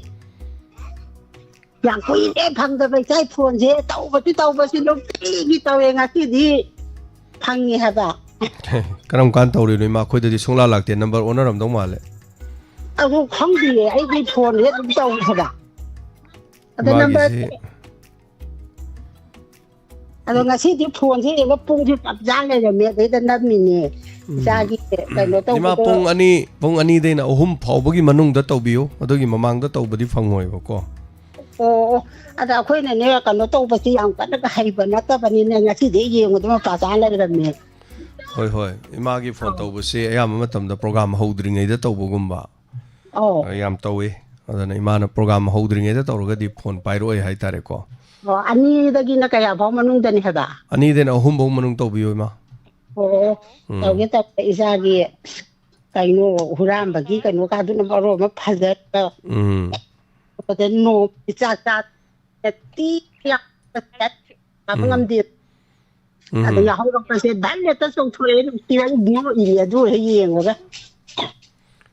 ꯏꯃꯥꯒꯤ ꯂꯝꯁꯤ ꯀꯔꯤꯅꯦꯕ ꯀꯋꯥ ꯅꯃꯥꯄꯜ ꯂꯩꯀꯥꯏ ꯄꯨꯈ꯭ꯔꯤ ꯇꯧꯕ ꯂꯤꯂꯥ ꯇꯧꯐꯝꯗ ꯑꯩꯅ ꯊꯤꯕꯗꯣ ꯏꯃꯥꯅꯦ ꯌꯥꯝ ꯅꯨꯡꯁꯤ ꯏꯆꯥꯉꯩꯒꯤ ꯀꯣꯂꯦꯜ ꯍꯣꯏꯅ ꯇꯧ ꯂꯣꯏꯅ ꯅꯨꯡꯁꯤ ꯑꯗꯣ ꯑꯩꯅ ꯁꯨꯝ ꯍꯥꯏꯖꯅꯤꯡꯕꯅꯅꯦ ꯑꯩꯈꯣꯏꯁꯦ ꯂꯨꯝꯕꯣꯏ ꯇꯧꯁꯨ ꯈꯪꯕ ꯅꯠꯇꯕꯅꯤ ꯍꯦꯛꯇ ꯀꯩꯅꯣ ꯇꯧꯗꯕ ꯑꯗꯨꯒ ꯇꯥꯕꯗꯤ ꯂꯨꯕꯒꯤ ꯁꯣꯏꯕ ꯌꯥꯗꯦ ꯍꯣꯏ ꯍꯣꯏ ꯑꯗꯨꯒ ꯌꯥꯝ ꯅꯨꯡꯁꯤ ꯏꯆꯥꯒꯤ ꯀꯣꯛꯁꯦ ꯑꯩꯅ ꯁꯨꯝ ꯈꯜꯂꯤꯅꯦ ꯏꯆꯥꯒꯤ ꯀꯣꯛꯁꯦ ꯑꯗꯒꯤ ꯅꯆꯥꯁꯨ ꯃꯌꯥꯝꯁꯤꯁꯨ ꯂꯣꯏꯅ ꯐꯩ ꯅꯨꯡꯁꯤ ꯋꯥꯉꯥꯡꯗꯒꯤ ꯁꯉꯥꯡꯗꯒꯤ ꯌꯥꯝ ꯅꯨꯡꯁꯤ ꯊꯥꯒꯠꯆꯔꯤ ꯏꯃꯥ ꯀꯣ ꯅꯪꯅ ꯇꯧꯕ ꯈꯨꯗꯤꯡꯃꯛꯇ ꯃꯃꯥꯏ ꯄꯥꯛꯎ ꯁꯤ ꯍꯥꯏꯔꯒ ꯂꯣꯏꯁꯜꯂꯦ ꯐꯅꯤ ꯏꯃꯥ ꯊꯥꯒꯠꯆꯔꯤ ꯏꯃꯥ ꯍꯜꯂꯣ ꯃꯦꯗꯥꯝ ꯚꯤꯗꯤꯑꯣ ꯀꯣꯜ ꯇꯧꯕꯤꯔꯛꯏꯁꯤ ꯂꯧꯍꯣꯟ ꯐꯣꯏꯕꯗꯨꯔꯣ ꯍꯣꯏ ꯁꯥꯔ ꯌꯥꯝ ꯂꯧꯍꯣꯟꯁꯤ ꯂꯧꯍꯣꯟ ꯑꯣ ꯀꯥꯞꯊꯨꯝ ꯉꯥꯛꯇꯅꯦ ꯃꯔꯛꯇꯒꯤ ꯂꯧꯍꯣꯟꯗ ꯁꯨꯝ ꯐꯝꯃꯒ ꯃꯜꯂꯤꯕ ꯑꯗꯨꯅ ꯂꯧꯍꯣꯟꯁꯦ ꯐꯣꯏꯕ ꯃꯥꯟꯗ꯭ꯔꯕ ꯂꯧꯍꯣꯟꯁꯦ ꯃꯟꯕ ꯃꯥꯜꯂꯕ ꯑꯗꯨꯒꯤꯅꯤ ꯑꯩꯅ ꯑꯗꯨ ꯂꯧꯍꯣꯟ ꯃꯔꯛꯇꯨꯗ ꯆꯀꯥ ꯑꯃꯁꯨ ꯍꯧꯕ꯭ꯔꯥ ꯀꯩꯅꯣꯝ ꯇꯧꯔꯦꯅꯦ ꯒꯥꯔꯤ ꯑꯁꯤꯗ ꯐꯝꯃꯒ ꯐꯣꯏꯗꯣꯏꯕ ꯍꯣꯏ ꯕꯣꯔꯥ ꯊꯥꯔ ꯐꯣꯏꯔꯤꯅꯤ ꯏꯁꯤꯡ ꯌꯥꯎꯗꯤꯌꯦ ꯁꯥꯔ ꯑꯁ ꯑꯗꯨꯗꯤ ꯆꯀꯥꯗꯨꯅ ꯅꯟꯗꯅ ꯐꯧ ꯐꯅꯌꯥꯝꯕꯨ ꯇꯠꯂꯅꯤꯅꯦ ꯇꯧꯔꯤꯁꯦ ꯂꯧꯍꯣꯟ ꯃꯔꯛꯇ ꯒꯥꯔꯤ ꯊꯧꯖꯟꯕꯒ ꯆꯞ ꯃꯥꯟꯅꯔꯅꯤꯅꯦ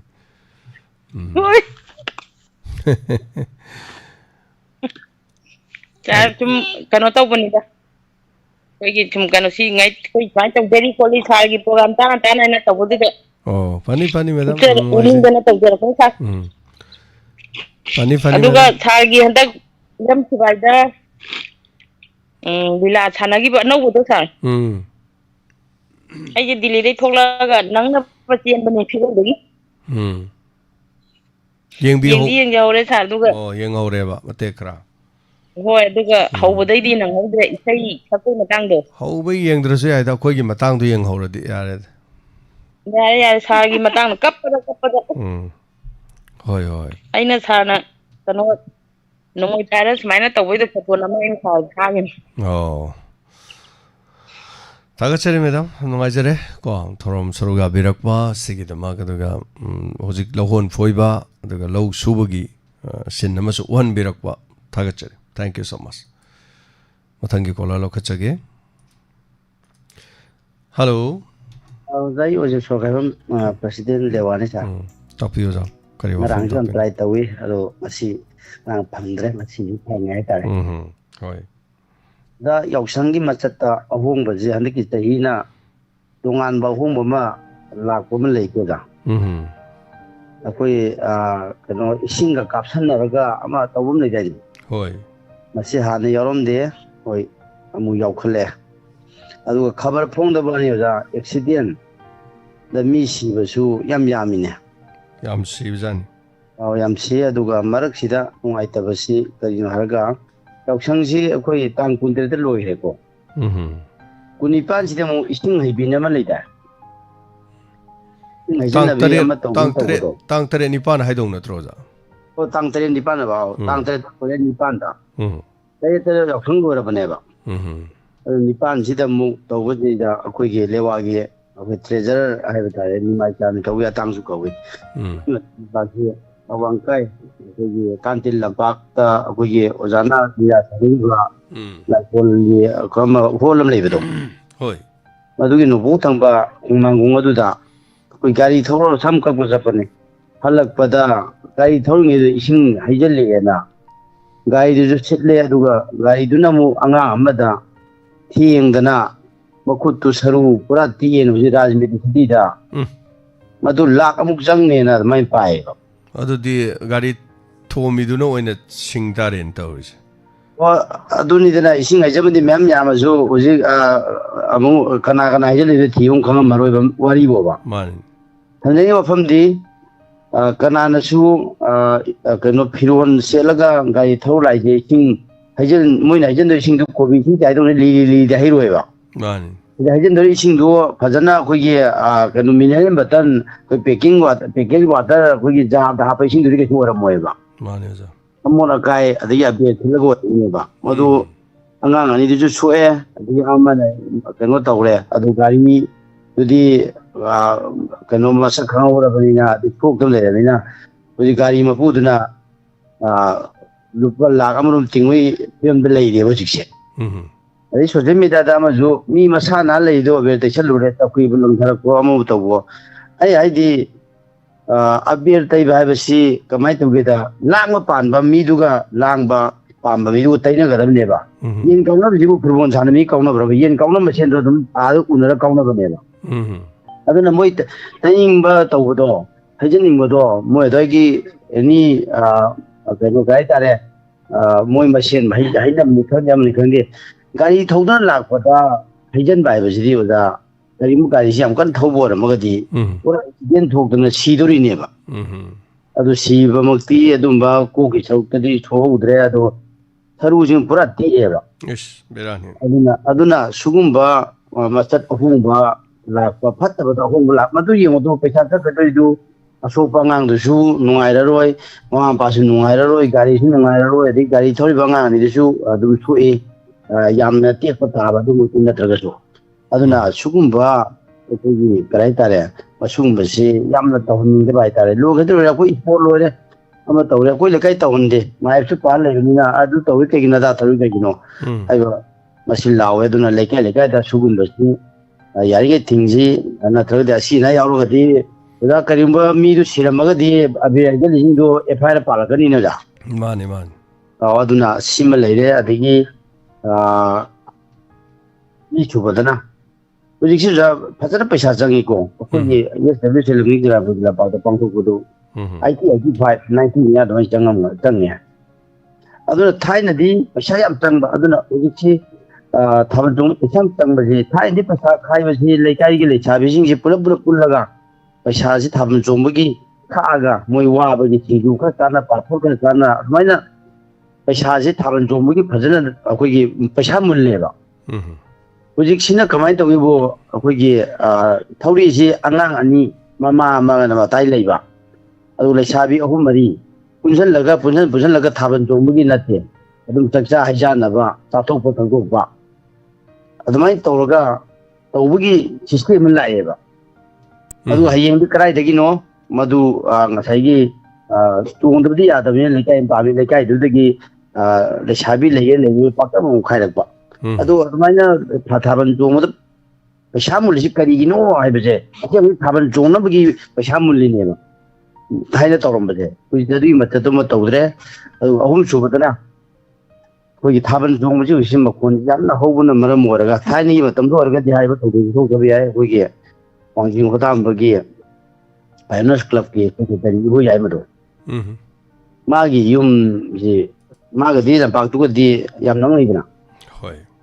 ꯑꯗꯨ ꯊꯥꯕꯜ ꯆꯣꯡꯕ ꯁꯣꯝꯗ ꯌꯦꯡꯉꯤꯉꯩꯗ ꯃꯥꯒꯤ ꯌꯨꯝꯗꯨ ꯐꯛꯀꯥꯏꯔꯒ ꯂꯨꯄꯥ ꯂꯥꯛ 3 ꯄꯨꯕꯤꯈꯤꯕ ꯍꯥꯏꯕ ꯇꯥꯔꯦ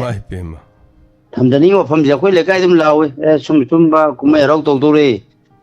ꯁꯨꯝꯕ ꯇꯟꯖꯥꯁꯤꯗ ꯂꯩꯀꯥꯏꯁꯤꯒꯤ ꯗꯔꯛ ꯆꯥꯕ ꯍꯨꯔꯥꯟꯕ ꯀꯩꯗꯧꯕꯁꯦ ꯃꯣꯏ ꯇꯧꯗꯣꯏꯅꯤ ꯑꯗꯨꯅ ꯂꯣꯏꯅ ꯆꯠꯀꯅꯨ ꯈꯔ ꯁꯦꯟꯅꯍꯧ ꯈꯣꯠꯅꯍꯧ ꯑꯗꯨꯝ ꯑꯁꯨꯝ ꯂꯥꯎꯊꯣꯛꯑꯦꯕ ꯑꯗꯨꯅ ꯅꯍꯥꯟꯗꯨ ꯃꯗꯨꯒꯤꯗꯨ ꯀꯩꯅꯣ ꯍꯨꯔꯥꯟꯈ꯭ꯔꯦ ꯑꯩꯅ ꯀꯣꯜ ꯇꯧꯔꯦ ꯑꯗꯒꯤ ꯑꯗꯨꯗꯤ ꯁꯨꯃꯥꯏꯅ ꯇꯧꯅ ꯄꯩꯁꯥ ꯁꯥꯏꯒꯣꯝꯇ ꯂꯩꯕꯅꯤ ꯃꯉꯣꯟꯗ FIR ꯑꯃ ꯇꯧꯔꯨꯔꯣ ꯈꯣꯠꯂꯨꯔꯣ ꯍꯥꯏꯅ ꯑꯩꯈꯣꯏꯒꯤ ꯃꯗꯨꯏꯗꯨ ꯇꯧꯅꯔꯤ ꯑꯗꯨꯅ ꯇꯝꯖꯔꯤꯕ ꯃꯐꯝꯁꯤ ꯏꯕꯣ ꯌꯥꯏꯃꯒꯤ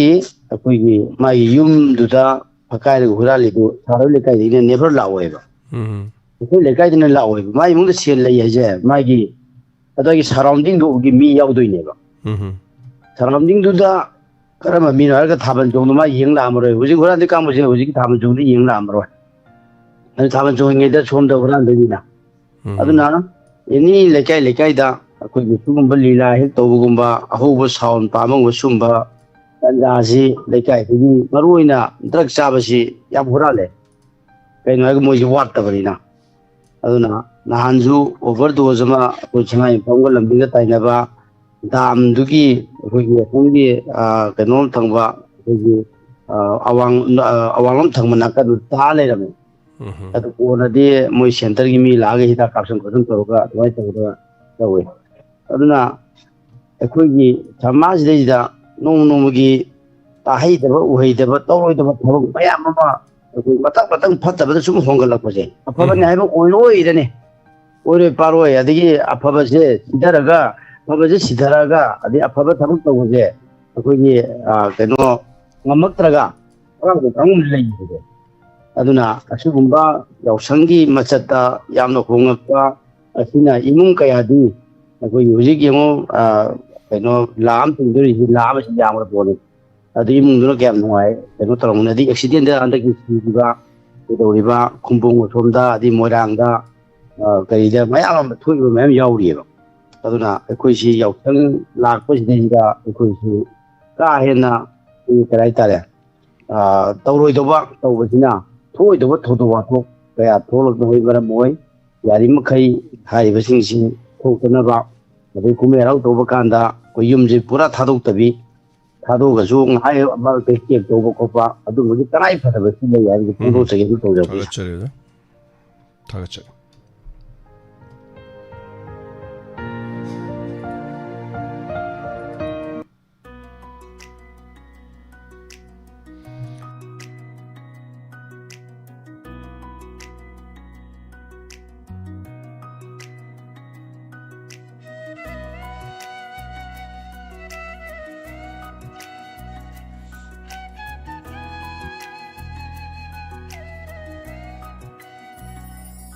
Hello. Hello. Minga mo delay from my view? Sir, Samsai Urup tagi Mayor Ramendro. Ramendro Tapio, kari happening? Sir, Ozik, yam bahay ka taka mana hay gibra yam sumi. Ado,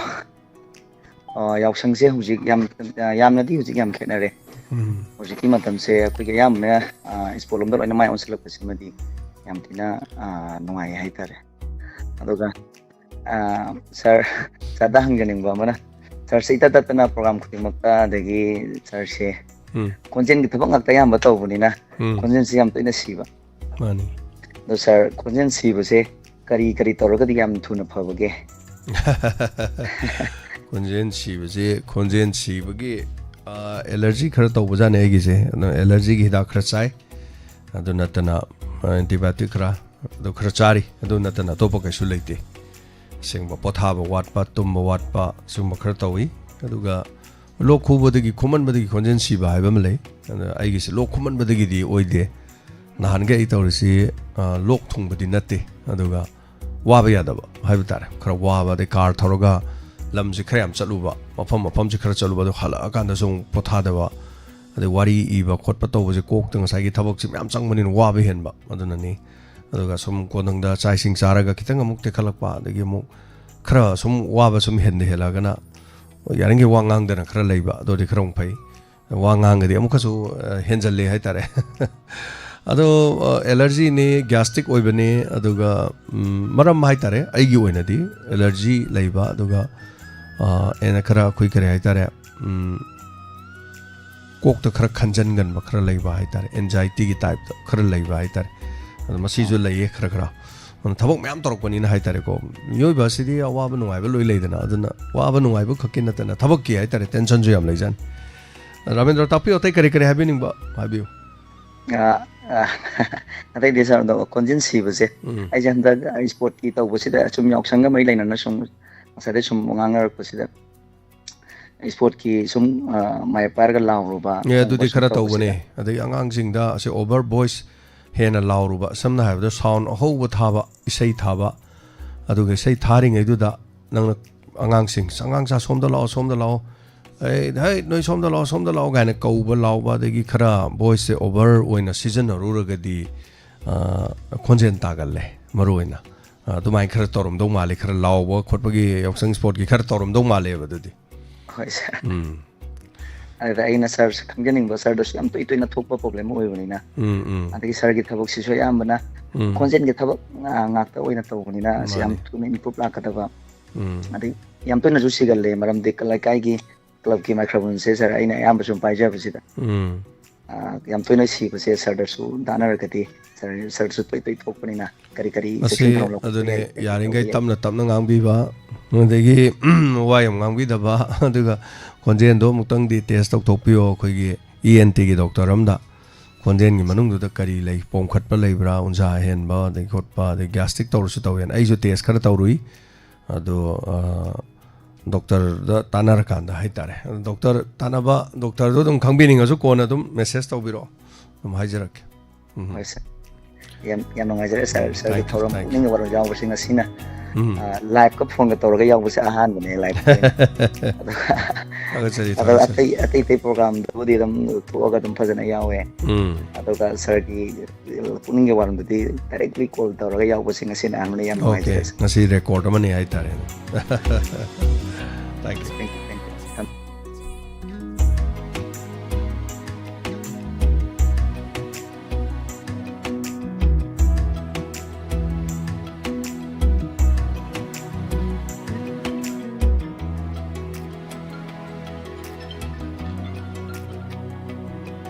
Hello. Hello, sir. Mingalai from Highview. I think I'm a man. I think I'm a man. Nanau tapiyo kare happening. Langai sport tawrubagi yausang tawrubagi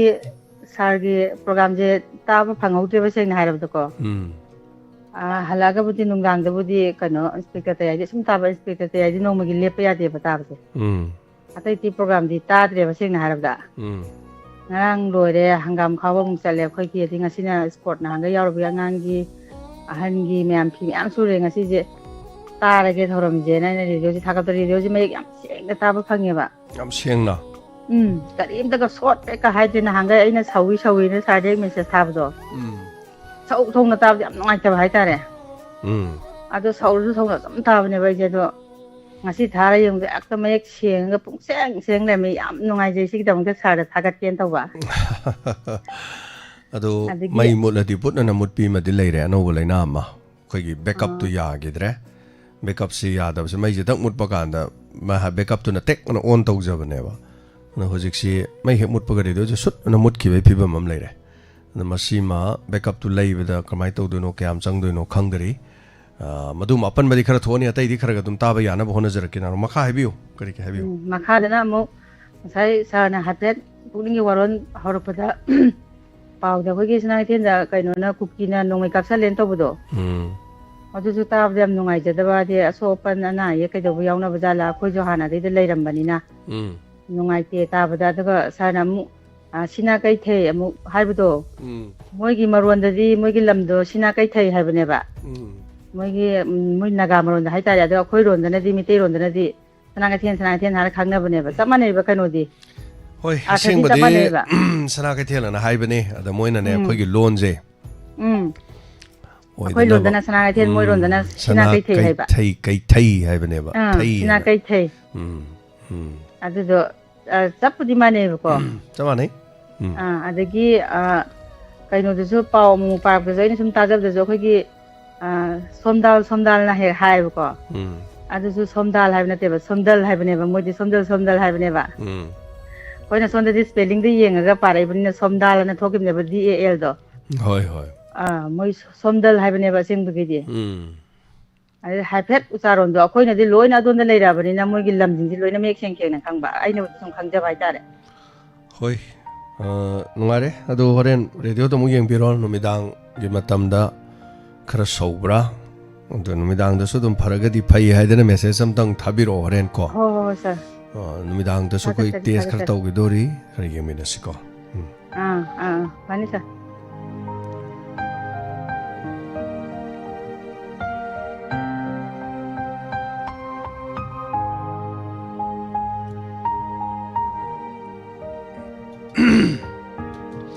ꯑꯩꯅ ꯃꯌꯥꯝꯗ ꯑꯗꯨꯝ ꯍꯥꯏꯖꯈꯤꯕꯗꯨꯅꯤ ꯑꯩꯈꯣꯏꯒꯤ ꯑꯦꯟꯇꯦꯅꯥ ꯑꯃꯈꯛꯇꯅꯤ ꯑꯩꯈꯣꯏꯒꯤ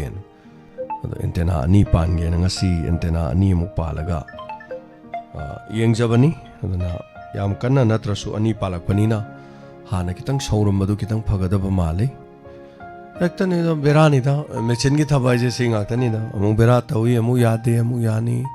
ꯍꯧꯖꯤꯛꯅ ꯃꯩꯗ ꯑꯃꯨꯛ ꯇꯧꯔꯛꯏꯁꯤꯅꯤ ꯃꯩ ꯄꯨꯠ ꯍꯦꯛ ꯃꯨꯠꯄꯒ ꯔꯦꯗꯤꯑꯣ ꯃꯨꯠꯇꯣꯏꯅꯤ ꯑꯗꯣ ꯑꯃꯨꯛ ꯌꯥꯕꯗꯤ ꯑꯃꯨꯛ ꯌꯥꯔꯛꯀꯅꯤ ꯃꯤꯅꯤꯠ ꯑꯃꯅꯤ ꯆꯪꯕꯩ ꯋꯥꯅꯤ ꯑꯗꯨꯕꯨ ꯑꯩꯈꯣꯏ ꯀꯩꯅꯣꯗꯗꯤ ꯃꯨꯠꯂꯣꯏ ꯌꯨꯇ꯭ꯌꯨꯕ ꯃꯨꯠꯂꯣꯏ ꯑꯗꯨꯒ ꯃꯅꯤꯄꯨꯔ ꯑꯣꯟꯂꯥꯏꯟ ꯔꯦꯗꯤꯑꯣ ꯃꯨꯠꯂꯣꯏ ꯇꯤꯚꯤ ꯆꯦꯅꯦꯜ ꯃꯨꯠꯂꯣꯏ ꯁ꯭ꯇꯨꯗꯤꯑꯣꯗꯣ ꯇꯣꯉꯥꯟ ꯇꯣꯉꯥꯟꯂꯦ ꯑꯥꯗ ꯁ꯭ꯇꯨꯗꯤꯑꯣ ꯑꯃ ꯂꯩꯕꯅꯤ ꯁꯣꯝꯗ ꯁ꯭ꯇꯨꯗꯤꯑꯣ ꯑꯃ ꯂꯩꯕꯅꯤꯅ ꯍꯜꯂꯣ ꯍꯜꯂꯣ ꯏꯕꯨꯡ ꯁꯤꯡꯖꯃꯩ ꯕꯒꯞꯇꯤ ꯂꯩꯀꯥꯏꯗꯒꯤ ꯁꯪꯒꯤꯇꯥ ꯇꯔꯥꯃꯨꯛꯆꯔꯤ ꯀꯩꯅꯣ 이봉 타갑번 어땠고 그노 이봉 야우버저가 타갑번 하이다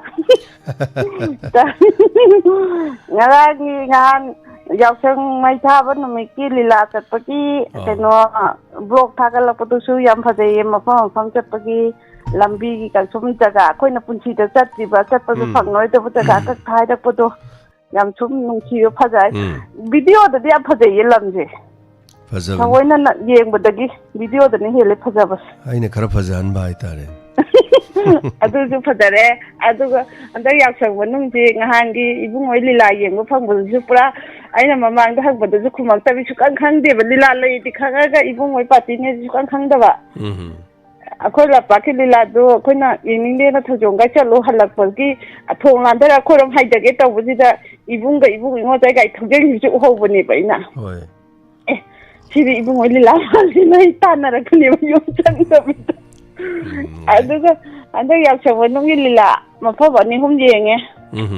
akhoi gi kaino haidora ibung oi yawe haige haijanu akhoi ichana kapadi nungsi haidira khangde ibung yawe ra hode ibung oi lila nei thoba jai henju hen bani da koi na khara handak no no khumando koi tangunura bi chabai matangi khumando as lore adagi kaino jam thaga dingi da khangde da lila ade ibung oi lila pati ngi isai je nupi ma khondu ju kaino du na sakja saba ne dom kaino du top longi do sakte ma de la rau bu gi man sak pai wani da masu dum isai sakpi ni hai tare isai hai bane han ma lila thok tringe de isai sakpi oiramme ma si isai sakpi amo oirami isai sakpa nupa khonje na nupi sabado adamaina ma je naharon khongthang da ma si adamaina yawramme nupi sabi onu yawba natte ba ado lila sum satpani lai ma sattu khangakpa ada nupi sabi ai jidi ade nurabi ama sari du isai sakpi du ne ba social ne ba do social do kakhalo kana de jagoi sanab du leite kakhalo na mazu kera oh api khara tiktak to ba ma han gi phiru khuma kera ka thola ka samba do horak pada oh duni social ne adu ai di amun yeng bade ba ai ne tong phajage da loi ma he loi hai da loi hai gale adai tai ngo ta na marom hai gale iba adagi lila du no chino ninge yam achum yam yaure hoi experience ga to de na phasa tu wa len kam sin ta do ni ai di cookie gi wai chana bai bata gi da ju tai ko ta na ka hai ba dai lo adai so na ma chi ba na wai chana ba gi dai lo ai india ni kai to ro ko te am phaja ba hai tar atai gi sum yengu ba jing du na chok ti kha ka di so ga ju handa ki si da yam chok ba je ibung oi pati si na hen gre na hai ning ba gi adong ngarang ju phone chuk ang phang de mayam hainare lila se phaje na ai su lila phaje hai ba khoi di aduga amta ga hai jaw ge bu ba chanda da tawri chu ko mai taw doi no ta ba ga makre ware mi kari bo isi ta tayagi ba chanda da tawri ba se hoi yenga se do karino khara dum lakcharan ai je isi ta tayagi ka be je pak pi ga dab ne amu pha khre ba du bu ye wa to hurale ai hurale sin ka na oiram dori mo tho bu di thola ka ni ko lan ja da bi da tum tawle jam chaksia ko thank you si hai ga na taw ja ge thagachari sangita thank you so much Thorau Soroga Virakwa. And I call Lilazi, Yang Davadi, Yang Drabadun Kai. Lilazo Krasamdoki Daniamoso. Kitang Samdon was a guru. I did Lilazi, Fomok Pagal, so Mangatar Kumanung the Oibase, Krasamdok Navado. And the Lasso Yang Kai Matungadai, Contra, Yang Kai Matungadai, the fixed oil. Nung sibi abem se lila so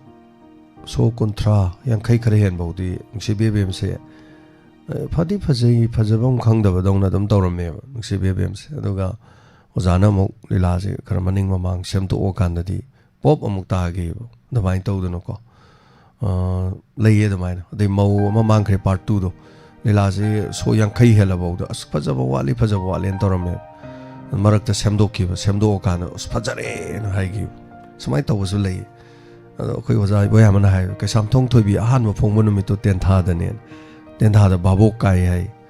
The punk nai, we people the lane. A single molly large and Matumano Sana Bino Gana. A young one, a changa, hide me. I was I boy, Mamma Samak Yobani. Aduga, Lilasi Yamna sang the Sana give a Jahitariet Sana, sang the Sana give a Lilam, Oiki, Kasham tongue to bees. Mayam ki komentar babo ki komentar writer na adegi di mayam artist mayam ki tanar ga haitar aduna ai jungarang nan suggestion tau gre oza sing na so tapi dum khara di samok thoma le samok tabsu yai adu anyway yewinas hello sir ai wa khongme gi tamu bi tiro ne hamad sir bi ka khumna jari mayam wa hong radio diamond tv ta bi ba mayam punmak pusu phone ji kuthang da mamam tei kai khumna ba ngamja traba tola ba darai tamuvina khum jari hare ke sa kai khumna jari adu sa sumai taw itawi sangita na phone taw ko du dai su lai ya ta na phone taw ri ne bo ko nila yang ba gi do ai su taw ge na di khala ma ga adum ta ba gi nungai ba du su adum lai ba du dai sum ta tumina sum ta ram ba adu da I in Panda later than the Lila Yang Pangtresa. The I Jackle. I work home the labors in Lila Sako Deva. Yang Pangdeva. In Palaganda, the Hakundu Lila Mayam, the Yang of Caneva. I cannot give a fun Yorkanda. Although I don't know, Samna Lila to Wandrizi Carigino. Carigino Pangdeva, I Jack Eva. Targi and a Sai Kanoka Tagalapa, Lilata Lubagi Tagalapudo. Adugo bam mate to Inger Gapi and the Oire the Na. Hi again, a some phone or fire to sing the Uraga Taco City Taco, the Tang lighting I to the Nair. It always Sankitana Galila and by phone that Oxilapa to the core. Amuka Hecta lay the yacht than the phone of Kali named Tokali easy. Why Kongs Lila Aina Kangak Padagi Anira Kumba Sanagre, Adu Dehena. Say trat munung jai lila wai khong de sanar ti ai tar adu so maraktan yamna tang lik na kau jai hai dare ne ko paisa pai ta gi oi tai ma si pha lai rembi leibado tampha lai rembi ge dui mafam du da anirak andage dui mamang da anirak onga mai sanagramal am kuirabani da yam saragandi hai tare lamje adubu mi leitabagi natraga lila kobina leitab natraga maram moram be kai paisa pai ta bagi oi mani de sa paisa pai ta bagi ni ha je da paisa pai ra di lila kau do ba adu mi lam da di mla na ga so dum pangko ko su leibani da adu kanu tawe lamai dong gumba adege elang khambo pi gumba da buti khara kau khana ga lebu ko khoi da du ta na bho set leba adu wa khom bi oi na di ne so kau bi tere hai tare ne adu sin lila ge wa pham ji kanu ta thai da ko sa ai di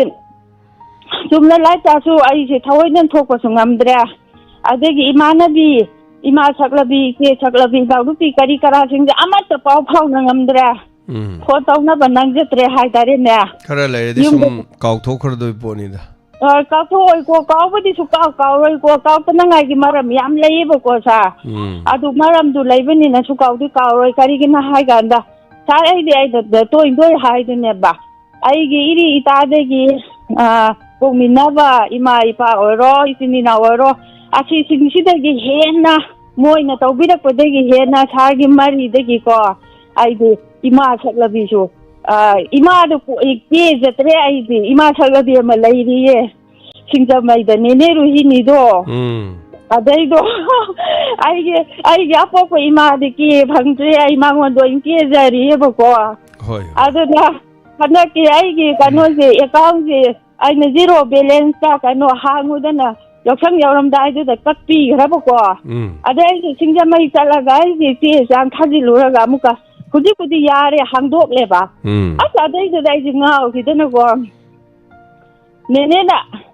네네 안강싱 아니 갈래 하우리도 가노 떠비요 엉다 안돼 영신비요 하이 아데 네네 역상기 가리가라 가라 가오래 아도 나시고마 말이 마양지나고 아이 가오버디 아이나 시드리 파우디수 가오디 가오라로이바사 아도 나 띠나바이기 가노 이룹 이빵 하이다래고 뽕미나바데 헨자바 아이나 헬레나 칸자바이기 이마나비 오로 가노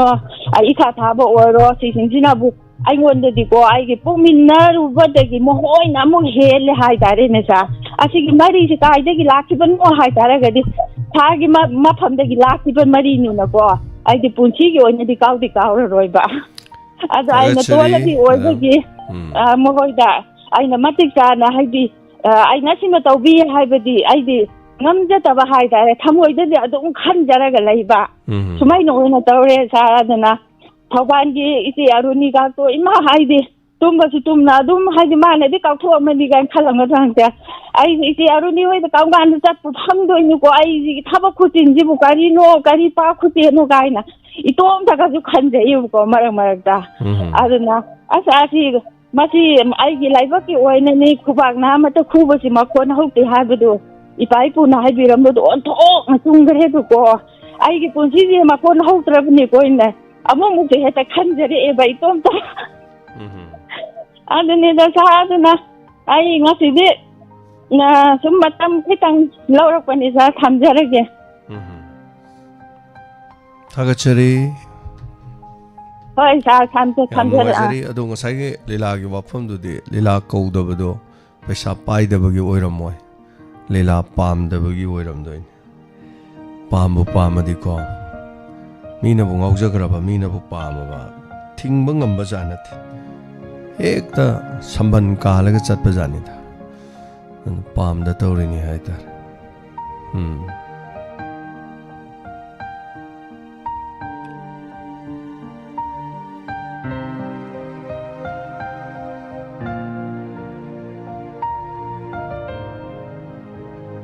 hello hello सा चंद्रखोंदगी सनाजाउबीनी कुईरे तौरक्तबा सा लीलासे याम नुंगायरे याम थागनारे अखोई अमते येंद्रे अदो अखोई गौरगी चरावबदा येंजिराना बातोन थारमेना आंगांगैना हाय अदो किदो यादबदो ꯉꯔꯥꯡꯁꯨ ꯃꯩ ꯃꯨꯠꯈꯤꯕꯒ ꯕꯨꯠ ꯂꯥꯎ ꯃꯨꯠꯈꯤꯗꯅ ꯀꯩꯗꯧꯔꯖꯥꯠꯅꯣꯅ ꯈꯜꯂꯦ ꯉꯁꯤꯗꯤ ꯀꯣꯂꯔꯁꯤꯡꯅ ꯍꯥꯏꯅꯔꯛꯄꯒꯤ ꯃꯇꯨꯡ ꯏꯟꯅ ꯁꯥꯔꯅ ꯍꯥꯏꯐꯦꯠ ꯈꯪꯉꯦ ꯃꯩ ꯃꯨꯠꯂꯗꯤ ꯃꯨꯠꯈ꯭ꯔꯅꯦꯅ ꯃꯨꯠꯀꯅꯤ ꯑꯗꯨꯒ ꯂꯥꯛꯇꯤ ꯑꯗꯨꯝ ꯂꯥꯛꯀꯅꯤ ꯂꯥꯛꯄꯗꯤ ꯑꯗꯨꯝ ꯂꯥꯛꯑꯦꯕ ꯉꯥꯛꯇꯪ ꯃꯨꯠꯄꯗꯣ ꯑꯗꯩꯗ ꯁꯣꯝꯗ ꯃꯩ ꯁꯤꯟꯗꯣꯛ ꯁꯤꯟꯖꯤꯟ ꯃꯇꯝ ꯑꯃ ꯆꯪꯕ ꯍꯥꯏꯇꯥꯔꯦ ꯃꯤꯅꯤꯠ 5ꯃꯨꯛ 3ꯗꯩꯅ ꯃꯤꯅꯤꯠ 3 ꯑꯣꯔ 5 ꯆꯪꯒꯅꯤ ꯂꯥꯛꯑꯦ ꯑꯗꯨꯒ ꯉꯁꯤ ꯂꯣꯏꯅ ꯄꯨꯛꯅꯤꯡ ꯋꯥꯔꯣꯜꯗ ꯐꯣꯡꯗꯣꯛꯄꯗ ꯂꯣꯏꯅ ꯈꯪꯉꯦ ꯑꯗꯨꯕꯨ ꯃꯌꯥꯝꯒꯤ ꯊꯕꯛ ꯇꯧꯕꯅꯤꯅ ꯌꯥꯗ꯭ꯔꯁꯨ ꯌꯥꯅꯕ ꯃꯔꯥꯏ ꯁꯦꯝꯖꯔꯛꯀꯅꯤ ꯈꯟꯗꯅ ꯑꯩꯈꯣꯏ ꯑꯗꯨꯝ ꯃꯥꯅꯤ ꯑꯗꯨꯃꯥꯏꯅ ꯍꯥꯏꯇꯥꯏ ꯌꯥꯅꯕ ꯇꯧꯔ ꯂꯣꯏꯔꯦ ꯂꯩꯔ ꯂꯣꯏꯔꯦ ꯀꯔꯤꯅꯣ ꯎꯄꯥꯏ ꯂꯩꯇ꯭ꯔꯦ ꯌꯥꯗ꯭ꯔꯦ ꯍꯥꯎꯁꯤ ꯑꯣꯏ ꯇꯧꯔ ꯂꯣꯏꯔꯦ ꯍꯣꯏꯗ ꯁꯥꯒ ꯂꯩꯅꯤ ꯍꯥꯏꯔꯒꯁꯨ ꯃꯇꯦꯡ ꯈꯔ ꯑꯣꯏꯔꯁꯨ ꯑꯗꯨꯝ ꯑꯩꯈꯣꯏꯒꯤ ꯋꯥꯈꯜꯗꯁꯨ ꯄꯥꯡꯖꯒꯦꯅ ꯈꯜꯂꯦ ꯌꯥꯅꯤ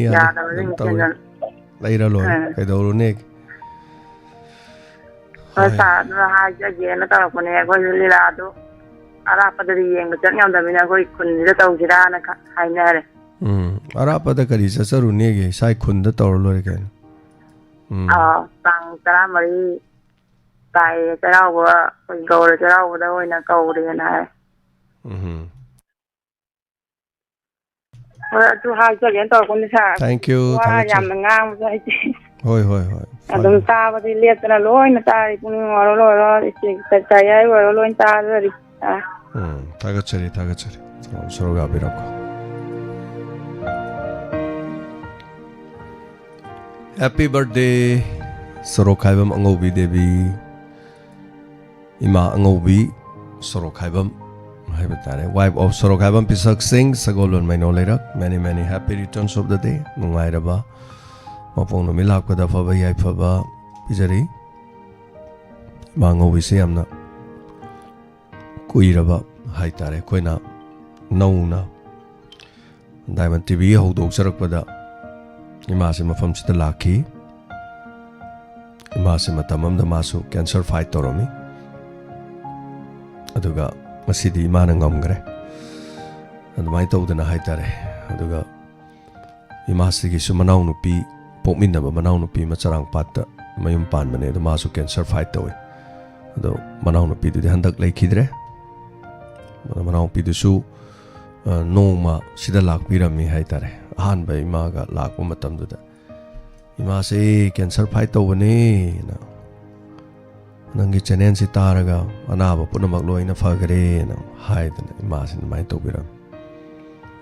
अदना असी इमागी मपोनु मिलाए इमागी मपोनु मिता फबा याइ फबा ओरसनु याइ फबा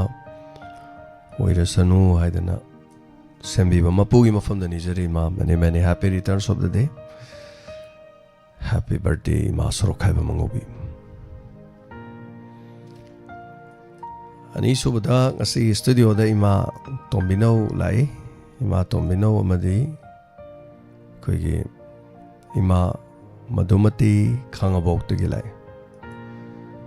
Ima kaino koigi इमा तोम्बिनो ना कोई बनुक्सी बीबा सिदी करी होंगन याम नुक्सी बीब जाने अरोइबो कोलर मसलो खचगी होल तौदना लेरी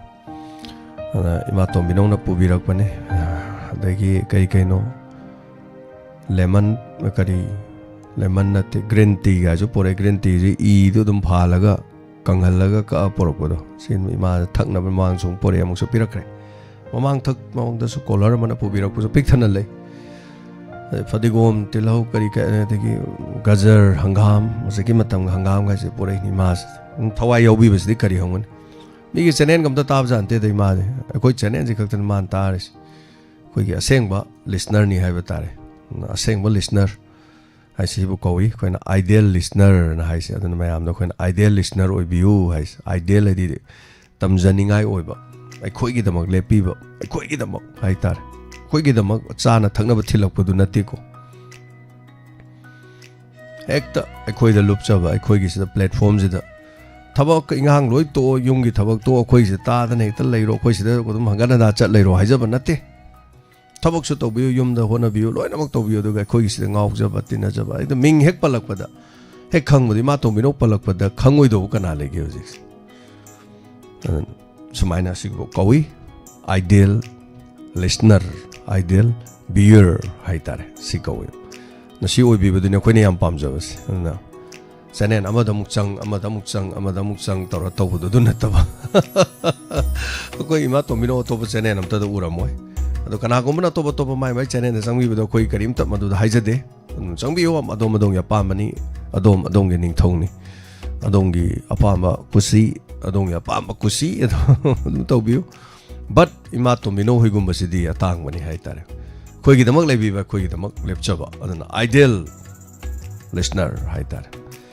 थागचरी अदुगा लास्ट कॉल अमत लोखचगे ngasiगी सिसु दम आइडियल कॉलर अमनी हेलो हेलो सर ये वाबागाई काता सितगी ना माइराकपम मेनो थागचरी मानजागा पुलप ओइना तामिनारी छेदा माइपेमा मानजे खोंजेन दुदे कोई नो मतबो हेक्ता हंदेको हमता पाइ हमता पाइ हमता हेलो सर हमता देहदी कोई मानजे की मिंगदम ता हाइबियो हाइरो हाइ अब पाइ रे सर हेलो सर ओ मिंग नाम पम बसंता माइपेमा बसंता दुनी ने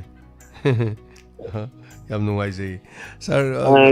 थौरम याम थाजदना ताकपीबा कोई हाइबियो थबक सुनो सुन इनाकते लेबन निमते दम ताबा इनाकते लेत्रदि ताद्रे ताबदो नुवा चेन तौदबा ꯇꯟꯖꯥꯗꯨ ꯌꯥꯗꯕ ꯑꯃ ꯂꯩꯕ ꯍꯣꯏ ꯍꯣꯏ ꯌꯥꯝ ꯅꯨꯡꯉꯥꯏꯖꯩ ꯃꯁꯤ ꯈꯣꯟꯖꯦꯜ ꯇꯥꯍꯟꯕꯤꯔꯛꯄ ꯌꯥꯝ ꯅꯨꯡꯉꯥꯏꯖꯩ ꯁꯨꯕ ꯆꯠꯊꯣꯛꯑꯒ ꯍꯣꯠꯅꯕꯤꯒꯗꯕꯅꯤ ꯕꯖꯥꯔꯗ ꯆꯠꯄꯅꯤꯗꯣ ꯃꯥꯅꯤ ꯃꯥꯅꯤ ꯍꯤꯡꯕ ꯉꯝꯅꯕ ꯍꯣꯠꯅꯕ ꯅꯥꯕ ꯌꯦꯛꯄ ꯌꯥꯎꯗꯅ ꯍꯣꯠꯅꯕꯤꯌꯨ ꯁꯥꯔ ꯌꯥꯝ ꯅꯨꯡꯉꯥꯏꯖꯩ ꯑꯗꯨꯒ ꯅꯨꯡꯉꯥꯏ ꯁꯥꯔꯒꯤ ꯁ꯭ꯄꯦꯛꯇꯔ ꯌꯥꯝ ꯅꯨꯡꯉꯥꯏꯅ ꯇꯥꯔꯤ ꯊꯥꯒꯠꯆꯩ ꯁꯥꯔ ꯌꯥꯝ ꯅꯨꯡꯉꯥꯏꯖꯩ ꯌꯥꯝꯅ ꯅꯨꯡꯉꯥꯏꯔꯤ ꯍꯣꯏ ꯍꯣꯏ ꯑꯗꯣ ꯃꯦꯗꯥꯝ ꯃꯦꯅꯥꯎꯗꯤ ꯀꯔꯤ ꯍꯥꯏꯕꯤꯒꯗꯕ ꯂꯩꯕꯅꯣ ꯀꯣꯜ ꯇꯧꯕꯤꯔꯝꯕꯁꯦ ꯍꯣꯏ ꯀꯩꯅꯣꯅꯦ ꯉꯔꯥꯡꯅꯦ ꯅꯤꯔꯃꯂꯥ ꯊꯪꯖꯝꯅ ꯑꯩꯈꯣꯏꯒꯤ ꯔꯦꯗꯤꯑꯣꯒꯤꯁꯦ ꯑꯩꯈꯣꯏ ꯁꯣꯝꯗ ꯁꯧꯕ꯭ꯔꯥ ꯈꯣꯠꯄ꯭ꯔꯥꯅ ꯍꯥꯏꯐꯦꯠꯁꯨ ꯍꯪꯕꯤꯔꯛꯄ ꯑꯗꯩꯗ ꯌꯥꯝ ꯃꯑꯣꯡ ꯇꯥꯅ ꯀꯔꯤꯝ ꯁꯧꯗꯦ ꯑꯩꯈꯣꯏ ꯑꯩꯒꯤ ꯍꯦꯛ इतई माजे मथक थंबजे माजे अदम तायेब सिजे सिसेनेन अदम तादना अदम तावे याम नुवाइना दुम लई अदुगा अगी हे मनिंगी इतई अमजु याम नुवाइना अदम ताबा दे फोन दा ताबा जावे कनो जिदा अखोई मनिंगे अखोई सागा योइना हाइदारे अते अते याम ताये ताबा गिबदि नुपी दे कदगे रेदो याम तारी बोनी दा दुबदि मनिंग खरा माइ पनगनी याम ताई को अखोई लेकाई याम तारी नेदा या कनो ना साना कई लाए हाइबदो समाजिंदा लीलागे इसे थोबीने कोई नोबदसु सिरे साउनिंग लाइरीने इपंग पंगीने काना हाइजंदना अतेतदसु लै कनोना इसे थोबीगिदि हे मपान ओइबनिना कनो तौरमदे करिगिरोना माजु पेंजददना ngaraangje निर्मला थंजमने खोइगेजे वारीजे कॉन्फ्रेंस पिनारगा सारि हातंग नोए अदुना मातुंगदि एडवांस ओइना हाइबिरउ अखोई ngam कनोमतजु हायमतजु पिजागे खोटेना मतमदो अंगनबा मतम नते समाजिंगा लाइदुदि समाजिंग लाकु मतमदुसु दुम लीलादु नंगनबगी लाकपदा सोम इम्फाल लोमदै लाकपनि हाइतारे सोमदै लाकु नते अदा इम्फाल दै लाकपनिना पुंग 10 दा लाए पुंग 10 दगी समाजिंग अदुम चंगे सोमदै लाकपु नते इम्फाल दै हाइदरकपा मदगी अमुक लीला लोबदुना पुंग अमा मखाय अनि तारे अदु मतमदु दैना ngari lege thumrakpi lege thong thillorobdi madu nung jarak tong male haitare aduna ni aina lei matam do ya sangakpa aduga atai matam nate ahing ni pung ani daina ngari lege hairodi madu phibam ta dong mande oh chame timing do aduni sini mi je khangdabani na khangdaba je talana lowi adu khanga kan I he hai natra ko aduna mata mapa nani haitare aduni mai tawbani hoi aduga makha tar koina sar ki lila chaling manung do kena khogi na angang jing na nimala thangja moi puna makha ra je moina pung warum phongdok ko do mayam na yam pianara bani sa pianara de nuai ja bharau bo do mahot simbiraga ya तवरपदि याम नुवाइ जबा हाइदारे पथाबम पिबा होय तांग column दोइदगी दे दम मोय खरा दम ताबा खरा मु फंगनी column दोइदगी दे लेपतना लीला से खरा लै अदना दाइदुदि दम आइना नंगबा कांदै तौरे नंगदबा कांददि दम मखोय दम खरा खरा दम तौहल्लानी अदुगा थोरम सिगिदि सोइबे यादमनिना को दम होना जरके madam thank you so much madam thank you याम नुवाइ जरे थोरम सरुगा बिरकबा मसिगी अदुगा मतंग पांगबिरकिबा खरा मरक्ता दम यावबिरकिबा खरा नाउथोकजबे तांजा अमसु लोकजगे लोइसलकपदा आरके गुनेश्वरी निंगथौखोंग मागी अपोकपी इमा राशि गी लेखिदबा नुमित थोई मसीसे अदुना इमा गी मिंगदा लुपा संगा कटपिरे सेगिदमतसु थागचरी जनिता अखोगी हुइकपतगी थंबौ हवाई अदे अतै अतै करी करिनो योंगचाक कई करिनो याम पिबिरकपनि थंबौ नुंबौ करी करिन अदगी योंगचाक मयोम अमगा अवाथबी अदगी डोनर की सु लिस्ट की डोनर की इमा प्रमोदिनी कोंथौजमगी हाइतारे पालिसिंग अमसु पिबिरकपनि अदुगा योंगचाक मयोम अमगा लफोइगा कोंथौजम थंबाल हुइकप के लीला नुमिता पिबिरकपनि थागचरी सनाइबे वाखा याउसंग मनुंगी हाइबतारे सिगे दमक्ताने स्पेशल लुपा लिसिंग अमा चा थकपगी न दम पिबिरकपनि असो कोइ मयाम याउसंगी हाइबतारे याउसंगी चाबा थकपसे कोइ इफंग फंगौदबनि न तमना खरा खरा दम होनजगे थागचरी थैंक यू सो मच अदुगा Kakchingdagi iche thagachari nasu lupa songa masu pibirakpani. Thank you so much. Mingdi panbigano na hai panjadre adu thagachari simasu. Tai tai chitha balai rasudum tapiro mayam thagachari aduga amatanga lokthok Madam Tilogi ani suba kogi oxygen yen khre pigre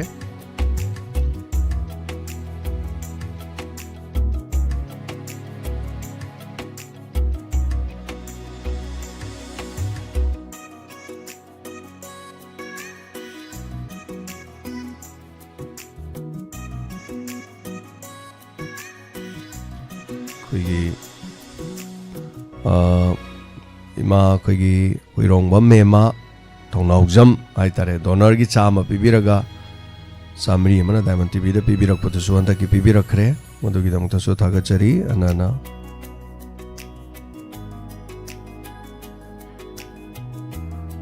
aduga Romila Khangembam thobal athokpa mayai lekaina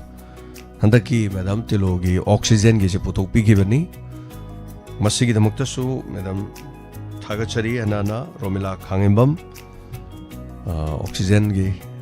oxygen cylinder ani smaina yokre smaina pibirak padugi damukta su thagachari nasigi damukta di matang asida pungning warol thorom lusin jabagi matam yauselagle aduga luiselakpada Madam Nandini aduga iche Kunjarani ngarang lakpirami yoksangi damak sat launa phaujan birami aduga tasengbadi koi ngarang International Women's Day gi thorom ama yawba lakpada yoksang matungini haidane koi studio da sanction birakpane sanction biraklaga 15,000 haidare Diamond TV gi adumak tha da sudum pibiba ngamangamba sum koi da pibiba don tak thagi su pibirami masigi damukta su iche amadi Madam Anibusu thagat chari chida hena faba nungaiba oibiu chokotba oibiu koi gi damak tam supada support tobiba ukhat piba haibatai ekoi di sengna haijarakan mayamna lehau pibirakan lehau duna satchaba leirang ni maduna mayamna pibirakpa lehau haibatare maduna khoina hingjabani aduna thagachari masigi dama hana thank you so much Madam Amadi Chebu thagachari loinana ngasigi thoromasida sarugabi kiba singda Namairapam Menau aduga Mapurwe Babasanta aduga Chandrakongdi Sanajaubi Tamubi Chirom aduga Sangita Vegavati Nanau Singtham Ramendra Uruptagi Ojit Khaba Senjam Bibemcha Bor Kaina Kawa aduga Motum Phibodagi Borni Karembi Koktagi Sandhyarani Saitondagi Basanti Sanatombi Nongmaibum aduga Maniram Hyanglam Hemavati Kamong Ranjita Kwasifai aduga sigi member ani na pukat pirambada so haitare koigi Madam Ibemcha leikhidabagi damak panbirami haitare ngarang soi koina su panjabani hena afaba yaifaba dum oirasanu Madam gi punsi da haiba tare koisu nungai tabadu fongdok chari koigi member oina lebiramba awana da saruga biramba cancer gi anabana maram oirakanda koi thadok tuna chatkre dana punsi da mai punsi da hena nungai ba yaifaba mapok amok popu oirasanu haiba fumsiga loina na ngasigi damakta di thorom loisin jabagi ayaba logjari ponomapu James Sarguzam na mukana khurum jai take care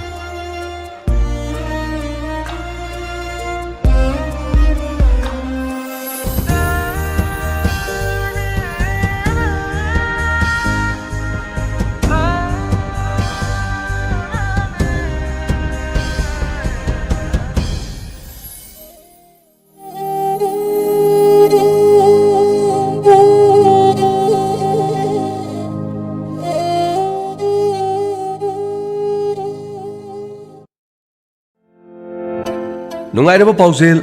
pausel Ningthem eye care gi oina yauksangi achoba offer ama pijari madudi mid test tawba matamda paisa logjaroi frame amadi lens ta sumnatagi lupa lising amada pithok chagani lengsin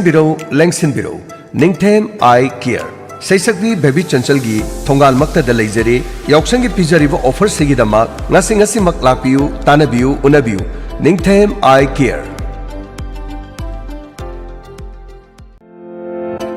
Hangdokchari Yaisna Lodge. Maphamna 6 Mile VIP Road, Chandanagar, opposite Hazarika Lodge, Guwahati. Hangdokchariba Yaisna Lodge asi Manipurdagi Guwahati da ana lain chatpagi damaktadi khwaidagi mafam chaba singi manungda ama oire. National Highway mapanda leiraba pickup and drop ki kudong chaba leiraba maming leiraba hospital sing highway 0 km da leiba maming oina palabada JNRC downtown Rahman Tulip Apollo Clinic loinana IBF ki damok maming leiraba hospital Pratiksha ka su 0 km da leire. Loinana Yaisna Lodge asi kilometer 3 manga fawbagi akoibada maming leiraba hospital sing Excel Care Apollo Hospital GMC atay maming leiraba hospital kaya su Yaisna Lodge ka satok sa sintawbada khudong chari. Ana laing satpada aphaba hospital singi doctor singi appointment lobagi khudong saba su pizari. Yaisna Lodge ki 0 km manungda kitchen item sing loina phangnaba mapam oibata natana. Yaisna Lodge ta isa na thongba thakpagi khudong saba su pizari. Yaisna Lodge ta nikti zaraba bedroom, washroom, bathroom, AC asina singma matik sana leiraba mapam amani. Tongan ba ka sing da single gi double gi loina namastigi henba mioi puna leibe yabagi khudong saba leiraba Yaisna Lodge ni. Akupa marol gi damak call tobiu anabi yeng balak singda hena ataba mamalda khudong saba pizagani 9957727217 amadi 841301325 Yaisna Lodge 6 Mile VIP Road Chandanagar opposite Hazarika Lodge Guwahati.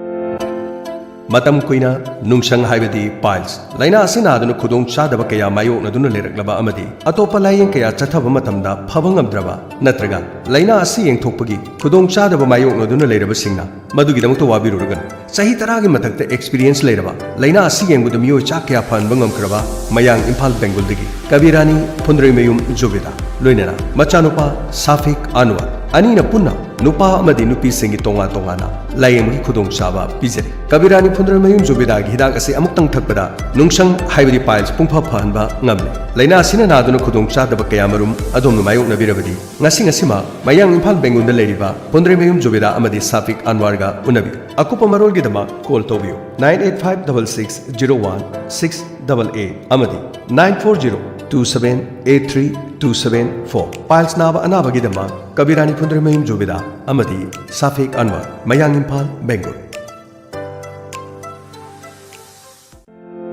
Nungairaba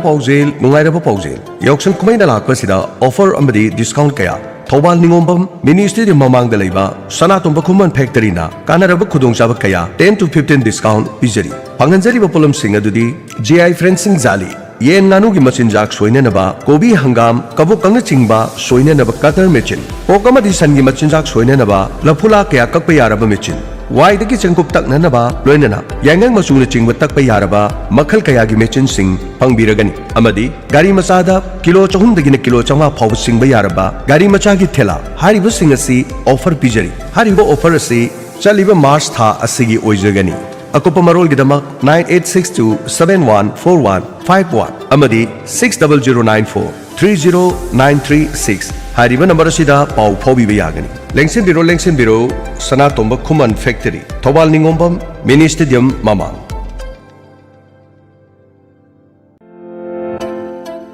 AS Dental Care and Aesthetic Center Atokpam Bazaar opposite Veterinary Office near Junior High School. AS Dental Care and Aesthetic Center asigi 4th anniversary ga mari leinana 20% ki offer supijari. Mafam asida root canal treatment ya tin chaba shemba ya menba crown and bridge ya hapa scaling haibadi ya sengdokpa teeth whitening ya ngauthokhanba braces phaba ya chuba phajadaba semba dental ga mari leinaba treatment khudimakta 20% ki offer pijari. Cosmetic ki oina eyelid surgery mithup hapa filler injection naton chimbal khadang semba mai khuiba bisum thaba whole body whitening hariba sing asigi khudong sabasu mafam asida phangbigani. Ngasimak lengsin biro AS Dental Care and Aesthetic Center Atokpam Bazaar opposite Veterinary Office near Junior High School.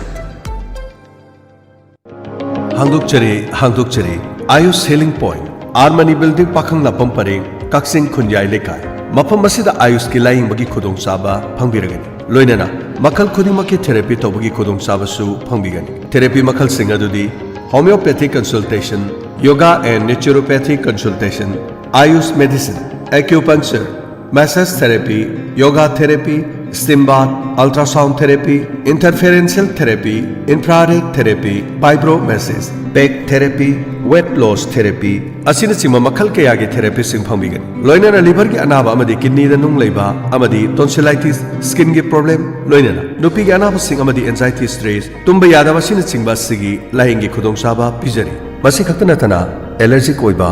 gout leiba, heart amadi masigi mari leinaba laina sing, diabetes amadi haksang gi weight hengatpa, tonga tonga laina kaya gi maram dasu tanabibe yagani. Ningtau kaba numit tagina thangja numit ki ayuk pung mapan dagina pung ani fauba loinana nomaiju numit ayuk pung nipan dagina nungthil pung mari faubagi doctor unabi bagi khudong saba phangbigan akopa marol gi dama 8413935890 loinana 6009968145 Ayush Healing Point Cure with Care Armani Building Pakhangla Pamparing Kaksin Khunyai Lekhai Lengsin